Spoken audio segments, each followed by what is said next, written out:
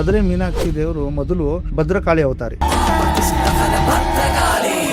ಜಗದ್ಗುರು ಶಂಕರಾಚಾರ್ಯರು ಯಾತ್ರೆಯಲ್ಲಿ ಇರಬೇಕಾದ್ರೆ ಊರಿನ ಜನಗಳೆಲ್ಲ ಓಡಾಡ್ತಾ ಇರ್ತಾರೆ. ಯಾಕೆ ಈ ತರ ಹೋಗ್ತಾ ಇದಾರೆ ಅಂದ್ರೆ, ರಾತ್ರಿ ಹೊತ್ತು ದೇವಿಗೆ ನರಬಲಿ ಬೇಕು, ನಾವೆಲ್ಲ ಇಲ್ಲಿದ್ರೆ ದೇವಿ ನಂಬುತ್ತಾರೆ. ಶ್ರೀಚಕ್ರ ಬರೆದು ಸಾವಿರ ದಾಳೆಗಳನ್ನೆಲ್ಲ ಎಟ್ಲ ಇಟ್ಟು ಅದರೊಳಗಡೆ 264 ದೇವಿಯರ ಪ್ರತಿಷ್ಠಾಪನೆ ಮಾಡ್ತಾರೆ ಶಂಕರಾಚಾರ್ಯ. ದೇವಿ ಗೆದ್ದು ಬಿಡ್ತಾರೆ ಆಡದಿಲ್ಲ, ನಾನು ಗೆದ್ದೆ, ನನಗೆ ಬಲಿ ಬೇಕು. ಸರಿ ತಾಯಿ ತಗೋ, ನೀನು ಬಲಿ ತಗೊಳಂಗಿರ ತಗೋ ಅಂತ ಹೇಳ್ತಾರೆ. ರೌದ್ರ ರೂಪಿ ತಾಳಕ್ಕಾಗಲ್ಲ ದೇವಿಗೆ. ತಾಯಿ ನನ್ನ ಕ್ಷಮಿಸು ತಾಯಿ, ನಿನ್ನನ್ನು ಬಂಧನ ಮಾಡಿದ್ದೀನಿ ಶ್ರೀಚಕ್ರದಲ್ಲಿ, ನೀನಿಂದ ಬಲಿ ತಗೋಬಾರ್ದು ಅಂತೇಳಿ ದೇವಿನ ಪ್ರಾರ್ಥನೆ ಮಾಡ್ಕೊತಾರೆ. ದೇವಿ ಶಾಂತ ಸ್ವರೂಪವಾಗಿ ಅದೇ ಶ್ರೀಚಕ್ರದ ಮೇಲೆ ನಿಂತ್ಕೊಂಡು ಪ್ರತಿಷ್ಠಾಪನೆ ಆಗುವಂತ ವಿಗ್ರಹ ಮೀನಾಕ್ಷಿ ದೇವಿ. ನೀವು ರಾವಣನ ಪೂಜಿಸ್ತೀರಿ ಅಂತ ಗೊತ್ತಾದ ತಕ್ಷಣ ನನಗೆ ಆಕ್ಚುಲಿ ಅದ್ರ ಬಗ್ಗೆ ತಿಳ್ಕೊಳ್ತಕ್ಕಂಥ ತುಂಬಾ ಕುತೂಹಲ ಮೂಡ್ತು. ರಾವಣನಷ್ಟು ಶಿವಭಕ್ತ ಇಲ್ಲ, ಆಂಜನೇಯಷ್ಟು ಶಕ್ತಿಶಾಲಿ ಯಾರು ಇಲ್ಲ. ಅಷ್ಟು ಶಿವಭಕ್ತ ಪ್ರಪಂಚದಲ್ಲಿ ಇನ್ಯಾರು ಹುಟ್ಟೋದು ಇಲ್ಲ ಅನ್ಕೋ. ಸಂಕಷ್ಟ ಮಾಡ್ತಾರೆ ಪ್ರತಿ ತಿಂಗಳು. ಅದು ಯಾಕೆ ಬಂದಿಂದ ಗೊತ್ತಾ ನಿಮಗೆ? ನೋಡಿ, ರಾವಣ ಶಾಪ ವಿಮೋಚನೆಗೋಸ್ಕರನೇ ತನ್ನ ಗುರುವಾದಂತ ಗಣಪತಿಗೆ ಒಡೆದೆ ಅನ್ನೋ ಕಾರಣಕ್ಕೆ ಧರ್ಮಸ್ಥಳದಲ್ಲಿ ಒಂದು ಗಣಪತಿ ಟೆಂಪಲ್ ಇದೆ. ಧರ್ಮಸ್ಥಳಕ್ಕೆ ಮೂಲನೇ ಗಣಪತಿ ವಿಗ್ರಹನ ಪ್ರತಿಷ್ಠಾಪನೆ ಮಾಡಿ ತನ್ನ ಸಂಕಷ್ಟನ ಗಣಪತಿ ತರ ಬೇಡ್ಕೊಂಡಾಗ ಆವಾಗಲೇ ಸಂಕಷ್ಟ ಹೋಗ್ಕೊಳ್ಳೋದು. ಸತೀದೇವಿನ ಕೋರಿ ತುಂಬಾ ದೂರವಾದ ತಪಸ್ ಮಾಡ್ತಾರೆ. ತಪಸ್ ಮಾಡಿದಾಗ ತಾಯಿ ಸತೀದೇವಿ ಓದಿತಾರೆ. ಒದ್ದು ನೀನು ಏನ್ ಬರಬೇಕು ಅಂತ ಕೇಳಿದಾಗ, ನನ್ನ ತಾಯಿ ಪಾರ್ವತಿ ಶಿವನ ಬಳಿನೇ ಇರ್ತಾರೆ, ನನ್ನ ಜೊತೆ ಇದು ಮಾಡ್ತೀರ ಅಂತ ಹೇಳಿದಾಗ, ಆಗ ತಾಯಿ ಸತೀದೇವಿ ಕಾಮಾಖ್ಯ ಅವತಾರ ತಾಳಿ ಗಣಪತಿಗೆ ತಂತ್ರ ವಿದ್ಯೆ ವಶೀಕರಣ ವಿದ್ಯೆ ಕಲ್ಸ್ಕೊಡ್ತಾರೆ. ದೇವಿಗೆ ಬಲಿ ಕೊಡ್ತಾರೆ ಅಂತಾರ. ದೇವಿ ಕೇಳೋದು ಬಿಡಿ ರಕ್ತ ಮಾತ್ರ, ರಕ್ತನ ಕುಡಿಯೋದು ಇಲ್ಲ. ಆ ರಕ್ತ ದೇವಿ ಮೇಲೆ ಬಿದ್ದಾಗ ದೇವಿ ಆಹಾರ ಸೇವನೆ ಮಾಡೋದು ಇದಾಗುತ್ತೆ. ಮಾಂಸನ ತಿಂತಾ ಇದ್ದು ದೇವಿ ವಾಹನ ಸಿಂಹ. ಸತೀದೇವಿ ದೇಹ ತುಂಡು ತುಂಡಾಗಿ ಬಿದ್ದಾಗ ನಮ್ಮ ದೇಶದಲ್ಲಿ ಎಲ್ಲೆಲ್ಲ ಬಿತ್ತಲ್ಲ ಅದೆಲ್ಲ ಕೂಡ ಒಂದೊಂದು ಶಕ್ತಿ ಪೀಠ ಆಯ್ತು ಅಂತ ಕತೆ. 18 ಮುಖ್ಯವಾಗಿ ಕಂಡುಹಿಡಿದಿದ್ದು ಜಗದ್ಗುರು ಶಂಕರಾಚಾರ್ಯ. ಲಾಂಕಾಯಂ ಶಾಂಕರದೇವಿ ಕಾಮಾಕ್ಷಿ ಕಾಂಚಿಕಾಪುರ ಇತಿ ಅಷ್ಟದಶ ಶಕ್ತಿಪೀಠ ಸ್ತೋತ್ರ. ಇದೊಂದು ಸ್ತೋತ್ರ ಆಯ್ತು ಅಂದ್ರೆ ಶತ್ರು ನಿವಾರಣೆ ಆಗ್ತಾರೆ, ರೋಗ ನಿವಾರಣೆ ಆಗುತ್ತೆ.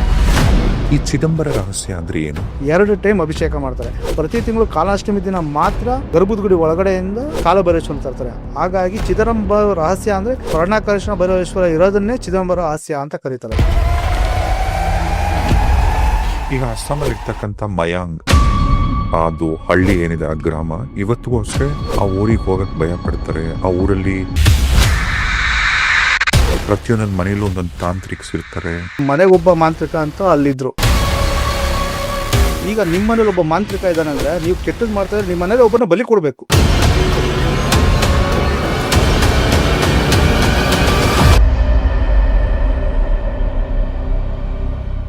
ರಾಜೇಶ್ ಟಿವಿಲ್ಸ್ನ ಈ ಮತ್ತೊಂದು ಪಾಡ್ಕಾಸ್ಟ್ಗೆ ಸ್ವಾಗತ. ಇವತ್ತು ಪಾಡ್ಕಾಸ್ಟ್ ಅಲ್ಲಿ ನಾವು ಮಾತಾಡ್ತಿರ್ತಕ್ಕಂಥ ವಿಚಾರಕ್ಕಿಂತ ಇವತ್ತು ನಮ್ಮೊಟ್ಟಿಗೆ ಇರ್ತಕ್ಕಂಥ ಅತಿಥಿ ಅವರ ಆಚರಣೆ ಕೇಳಿದಾಗೆ ಒಂದು ಕ್ಷಣ ನಿಜಕ್ಕೂ ನಾನು ಫಸ್ಟ್ ಟೈಮ್ ಆಕ್ಚುಲಿ ಕೇಳಿದ್ದು ರಾವಣನ್ನ ಪೂಜಿಸ್ತಾರೆ ಅಂತ.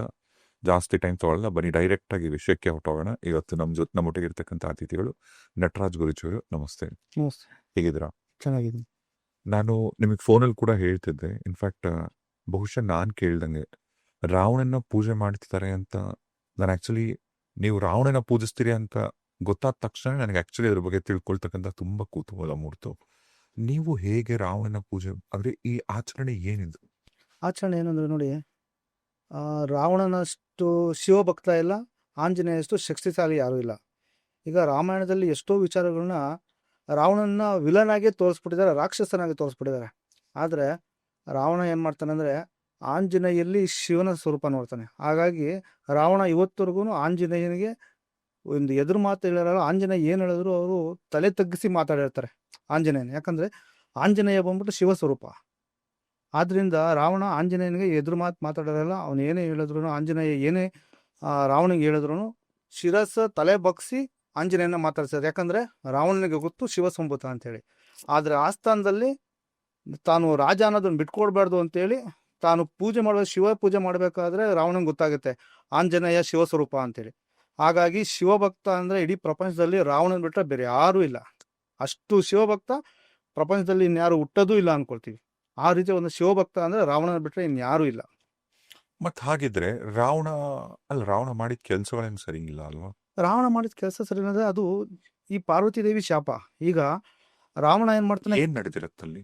ರಾವಣ ಏನು ಮಾಡ್ತಾನೆ, ತನ್ನ ತಾಯಿ ಆತ್ಮಲಿಂಗ ಬೇಕು ಪೂಜೆಗೆ ಅಂತ ಕೇಳಿರ್ತಾಳೆ. ಆಗ ಶಿವನ ಬಳಿ ಹೋಗಿ ಘೋರ ತಪಸ್ ಮಾಡಿ ಶಿವ ಪ್ರತ್ಯಕ್ಷ ಆದಾಗ ಏನು ಮಾಡ್ತಾನೆ, ಆತ್ಮಲಿಂಗ ಕೇಳಬೇಕು ಅಂತ ಫಸ್ಟ್ ಟೈಮ್ ಹೋಗಿರ್ತಾನೆ. ಆಗ ಏನಾಗುತ್ತೆ ಅಂದರೆ, ನಾರದ ಮಹರ್ಷಿಗಳು ಏನು ಮಾಡ್ಬಿಡ್ತಾರೆ ಅಂದರೆ ವಿಷ್ಣು ಬಳಿ ಹೋಗ್ತಾರೆ. ವಿಷ್ಣು ಬಳಿ ಹೋಗ್ಬಿಟ್ಟು ಅಕಸ್ಮಾತು ರಾವಣ ಏನಾದರೂ ಆತ್ಮಲಿಂಗ ತೊಗೊಂಡೋದ್ರೆ ತುಂಬ ಕಷ್ಟ ಆಗೋಗುತ್ತೆ, ಇವಾಗಲೇ ದೇವತೆಗಳು ತುಂಬ ತೊಂದರೆ ಕೊಡ್ತಾ ಇದ್ದಾರೆ ಅಂತ ಹೇಳಿದಾಗ ವಿಷ್ಣು ಏನು ಮಾಡ್ತಾರೆ, ಮೌನಿ ಅವತಾರ ತಾಳಿ ರಾವಣನ ಮೈ ಮೇಲೆ ಹೋಗಿ ಶಿವ ಪ್ರತ್ಯಕ್ಷ ಆಗಿ ರಾವಣ ಶಿವನ ಬಳಿ ವರ ಕೇಳಬೇಕಾದ್ರೆ ಪಾರ್ವತಿ ದೇವಿನ ನೋಡಿ ಪಾರ್ವತಿ ಮೇಲೆ ಮೋಹ ಆಗ್ಬಿಡ್ತಾನೆ ರಾವಣ.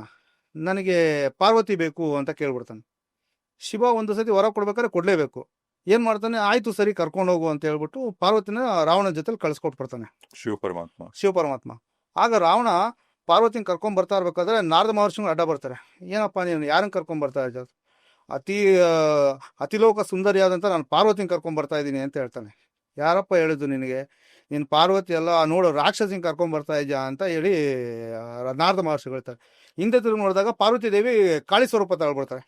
ಒಂದು ನಾರದ ಬಾಯಲ್ಲಿ ರಾಕ್ಷಸಿ ಅಂತ ಬಂದಿದ ತಕ್ಷಣ ಕಾಳಿ ಸ್ವರೂಪ ತಗೊಳ್ಬಿಡ್ತಾಳೆ. ರಾವಣ ಭಯಭೀತನ ಆಗ್ಬಿಡ್ತಾನೆ.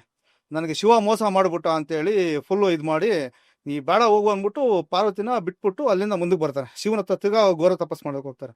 ಆಗ ಪಾರ್ವತಿ ದೇವಿ ಕೇಳ್ತಾರೆ ನಾರದ ಮಹರ್ಷಿ, ಯಾಕೆ ರಾವಣ ನಾನು ಮೇಲೆ ಇದು ಮಾಡಿದ್ದು ಅಂತ. ಇಲ್ಲ, ಈ ರೀತಿ ವಿಷ್ಣು ಅವನ ಮೇಲೆ ಬಂದು ನಿನ್ನ ಮೇಲೆ ಮೋಹಕ್ಕಾಗಿ ಮಾಡ್ದ, ವಿಷ್ಣು ನನ್ನ ಮೇಲೆ ನನಗೆ ಈ ಥರ ಮಾಡಿದ್ನ ಅಂದ್ಬಿಟ್ಟು ಪಾರ್ವತಿ ದೇವಿ ಅವಾಗ ಶಾಪ ಕೊಡ್ತಾರೆ. ಮುಂದಿನ ಜನ್ಮದಲ್ಲಿ ರಾಮನಾಗಿ ಹುಟ್ಟಿದ ಮೇಲೆ ತನ್ನ ಹೆಂಡತಿನ ಇದೇ ರಾವಣ ಅಪಹರಿಸಿ ತುಂಬ ಕಷ್ಟ ಬೀಳಬೇಕು ಅಂತ ಹೇಳ್ಬಿಟ್ಟು ಪಾರ್ವತಿ ದೇವಿ ಶಾಪ ಕೊಟ್ಟಿರ್ತಾರೆ ವಿಷ್ಣುಗೆ. ಆ ಶಾಪ ವಿಮೋಚನೆಗೋಸ್ಕರನೇ ರಾಮಾಯಣ ನಡೆಯೋದು. ಇದನ್ನ ಜಾಸ್ತಿ ರಾಮಾಯಣದಲ್ಲಿ ತೋರಿಸಿಲ್ಲ. ಈಗ ವಿಷ್ಣು ಬಂದ್ಬಿಟ್ಟು ರಾವಣನ ಮನ್ಸಲ್ಲಿ ಬಂದಿಲ್ಲ ಅಂತಿದ್ರೆ ಪಾರ್ವತಿ ದೇವನ ಇದು ಮಾಡ್ತಾ ಇರಲಿಲ್ಲ, ಆತ್ಮಲಿಂಗನೇ ಕೇಳ್ತಾ ಇದ್ದಾಗ ರಾಮನ ಅವತಾರ ಬರ್ತಾನೆ ಇರಲಿಲ್ಲ. ಆಗ ಪಾರ್ವತಿ ದೇವಿ ಶಾಪ ಕೊಟ್ಟಿಲ್ಲ ಅಂದಿದ್ರೆ ರಾಮನ ಅವತಾರ ಬರ್ತಾ ಇರಲಿಲ್ಲ. ಬಟ್ ರಾವಣ ರಾಕ್ಷಸ ಅಲ್ವಾ? ನೋಡಿ, ರಾವಣನ ತಾಯಿ ಬಂದ್ಬಿಟ್ಟು ಬ್ರಾಹ್ಮಣ ಕುಟುಂಬದವರು, ತಂದೆ ಬಂದ್ಬಿಟ್ಟು ರಾಕ್ಷಸ.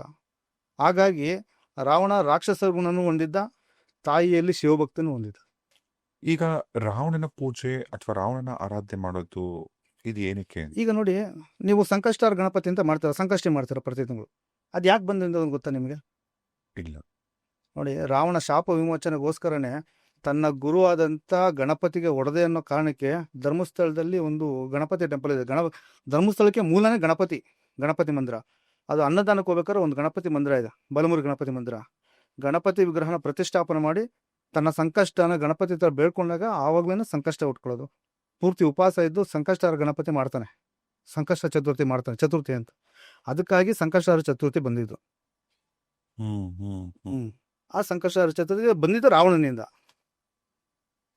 ಈಗ ರಾವಣನ ಆರಾಧನೆ ಮಾಡೋ ಉದ್ದೇಶ ಏನಂತ ನೋಡಿ, ಈಗ ನಾನು ಶಿವಭಕ್ತ, ಅದರಲ್ಲೂ ಅಷ್ಟದಶ ಶಕ್ತಿಪೀಠ ಪೂಜೆ ಮಾಡೋಣ, ಶಿವನ ಭಕ್ತ. ಯಾಕಂದರೆ ಪ್ರಪಂಚದಲ್ಲಿ ಶಿವನ ಮುಂದೆ ಯಾರೂ ಇಲ್ಲ.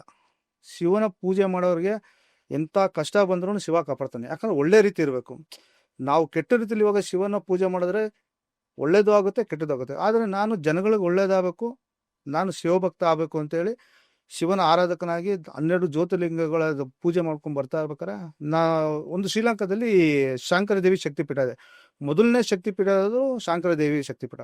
ಅಲ್ಲಿ ಒಂದು ಲಿಂಗ ಪ್ರತಿಷ್ಠಾಪನೆ ಮಾಡಿದ್ದಾರೆ ರಾವಣ. ಅದು ಎಷ್ಟು ಪ್ರತಿಷ್ಠಾಪನೆ ಮಾಡಿದ್ದಾರೆ ಅಂದರೆ, ಅದು ಅಷ್ಟು ದೊಡ್ಡ ನದಿ ತೀರದಲ್ಲಿದೆ, ಸಮುದ್ರ ತೀರದಲ್ಲಿದೆ. ತುಂಬ ಅದ್ಭುತವಾದ ಲಿಂಗ.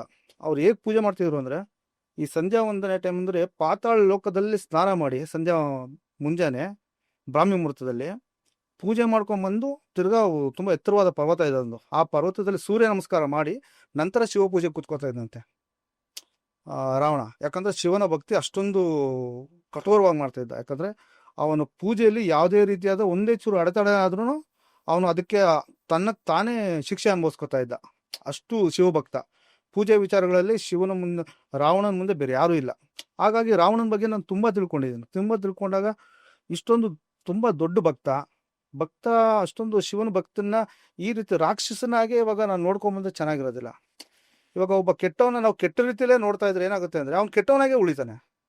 ಅವನ್ನ ಒಳ್ಳೇದೇ ಮಾಡೋದು ಯಾವಾಗ? ನಾವು ಒಳ್ಳೇದು ಮಾಡಬೇಕು ಅಂತ ಯೋಚನೆ ಮಾಡಬೇಕಲ್ಲ. ಇವಾಗ ನಿಮ್ಮಲ್ಲಿ ನಾನು ಒಳ್ಳೆತನ ನೋಡಿದ್ರೆ ನೀವು ಒಳ್ಳೆಯವರಾಗೆ ಕಾಣ್ತೀರಾ, ನಿಮ್ಮಲ್ಲಿ ಕೆಟ್ಟತನ ನಾನು ಕಂಡ್ರೆ ನೀವು ನಾನು ಕೆಟ್ಟವರಾಗೆ ಕಾಣ್ತೀರಾ. ಬಟ್ ನಾನು ರಾವಣನಲ್ಲಿ ಏನು ಕಂಡೆ ಅಂದರೆ ಅವನ ಶಿವಭಕ್ತಿ ನೋಡಿದ್ದೀನಿ. ಹಾಗಾಗಿ ಅವನ ಥರ ನಾನೊಂದು ಶಿವಭಕ್ತ ಆಗಬೇಕು, ಶಿವನ ಪೂಜೆ ಮಾಡಬೇಕು ಅನ್ನೋಕ್ಕೋಸ್ಕರ ಅವನ ಆರಾಧನೆ ಮಾಡ್ತೀನಿ ನಾನು. ಈಗ ಶಿವ ಪರಮಾತ್ಮ ಕೂಡ ತಾಂತ್ರಿಕ ಅಂತ ಹೇಳ್ತಾರೆ. ಹ್ಮ್. ಅಂದ್ರೆ ದೇವಿಗೆ ದಶಮಹಾವಿದ್ಯೆ ಏನಿತ್ತು ಅದನ್ನ ಕಲಿಸಿದ್ದು ಶಿವನ. ಏನದು ಇಲ್ಲ ದಶಮಹಾವಿದ್ಯೆ? ನೋಡಿ, ದಶಮಹಾವಿದ್ಯೆ ಅನ್ನೋದು ಹೇಳ್ತೀನಿ ಕೇಳಿ, ಶಿವ ಕಲಿಸ್ಕೊಟ್ಟಿಲ್ಲ, ಅದು ತಪ್ಪು, ತುಂಬ ತಪ್ಪದು. ತಾಯಿ ಸತೀದೇವಿದು ಯೋನಿ ಬಿದ್ದಂಥ ಜಾಗ ಕಾಮಾಖ್ಯ ಜಾಗ. ತಾಯಿ ಪಾರ್ವತಿ ಏನು ಮಾಡ್ತಾರೆ, ಗಣಪತಿ ಜೊತೆ ಜಾಸ್ತಿ ಟೈಮ್ ಸ್ಪೆಂಡ್ ಮಾಡೋದಿಲ್ಲ. ಆಗ ಏನು ಮಾಡ್ತಾರೆ ಅಂದರೆ, ಗಣಪತಿ ಹೋಗಿ ನಾರದ ಮಹರ್ಷಿ ಹತ್ರ ಕೇಳ್ತಾರೆ, ನಾರದ ನೋಡು ಈ ಥರ ಪಾರ್ವತಿ ದೇವಿ ತನ್ನ ಪತಿ ಜೊತೆನೇ ಇರ್ತಾರೆ, ನನಗೆ ಟೈಮೇ ತಾಯಿ, ಹಾ. ನನ್ನ ತಾಯಿ ಶಿವನ ಜೊತೆನೇ ಟೈಮ್ಸ್ ಮಾಡ್ತಾರೆ, ನನ್ನ ಜೊತೆ ಸಮಯ ಕಳೀತಿಲ್ಲ ಅಂತ ಹೇಳಿದಾಗ ಪಾರ್ವತಿ ನಾರದ ಮಹರ್ಷಿ ಏನು ಮಾಡ್ತಾರೆ, ನೀನು ಸತೀದೇವಿ ಹತ್ರ ಪ್ರಾರ್ಥನೆ ಮಾಡು, ವರ ತಗೊಂಡು ಸ್ವಲ್ಪ ವಿದ್ಯೆ ಕಲಿಸು, ನೀನು ವಶೀಕರಣ ಮಾಡ್ಕೋ ಅಂತ ಹೇಳ್ತಾರೆ. ನಾರದ ಮಹರ್ಷಿಗಳು ವಶೀಕರಣ ವಿದ್ಯೆ ಕಲಿ ಅಂತ ಹೇಳ್ತಾರೆ. ಎಲ್ಲಿ ಕಲಿಯೋದು ಅಂತ ಹೇಳಿದಾಗ ಶಿವ ಪಾರ್ವತಿ ಮೊದಲು ಸರಸಾಡಿದ ಜಾಗ ಬಂದ್ಬಿಟ್ಟು ಮಯಾಂಗ್ ಮಯಾಂಗ್ ಇವಾಗ ಅಸ್ಸಾಮಲ್ಲಿದೆ ಅದು. ಅಸ್ಸಾಂ ಗುವಾಹಟಿಲಿದೆ. ಅದು ಕಾಮಾಖ್ಯ ಮಂದಿರದಿಂದ ಸುಮಾರು 40 ಕಿಲೋಮೀಟರ್ ದೂರದಲ್ಲಿದೆ ಮಯಾಂಗ್ ಅನ್ನೋ ಪ್ಲೇಸ್. ಅದು ತುಂಬ ಒಂದು ದಟ್ಟವಾದ ಅರಣ್ಯದಲ್ಲಿ ಒಂದು ಕೊಳ ಇದೆ. ಆ ಕೊಳದ ದಡದಲ್ಲಿ ಶಿವ ಪಾರ್ವತಿ ಮೊದಲು ಸರಸಾಡಿದ ಜಾಗ ಅಂತ ಕರೀತಾರೆ ಅದನ್ನು. ಅದೇ ಜಾಗದಲ್ಲಿ ಗಣಪತಿ ಮಾ ಕಾಮಾಖ್ಯನ ಸತೀದೇವಿನ ಕೋರಿ ತುಂಬ ದೂರವಾದ ತಪಸ್ ಮಾಡ್ತಾರೆ. ತಪಸ್ ಮಾಡಿದಾಗ ತಾಯಿ ಸತೀದೇವಿ ಒಲಿತಾರೆ. ಒದ್ದು ನೀನು ಏನು ಬರಬೇಕು ಅಂತ ಕೇಳಿದಾಗ, ನನ್ನ ತಾಯಿ ಪಾರ್ವತಿ ಶಿವನ ಬಳಿನೇ ಇರ್ತಾರೆ, ನನ್ನ ಜೊತೆ ಇದು ಮಾಡ್ತಿಲ್ಲ ಅಂತ ಹೇಳಿದಾಗ, ಆಗ ತಾಯಿ ಸತೀದೇವಿ ಕಾಮಾಖ್ಯ ಅವತಾರ ತಾಳಿ ಗಣಪತಿಗೆ ತಂತ್ರ ವಿದ್ಯೆ ವಶೀಕರಣ ವಿದ್ಯೆ ಕಲಿಸ್ಕೊಡ್ತಾರೆ. ಆ ವಶೀಕರಣ ವಿದ್ಯೆ ಕಲಿತು ಪಾರ್ವತಿನ ವಶೀಕರಣ ಮಾಡ್ಕೋತಾರೆ.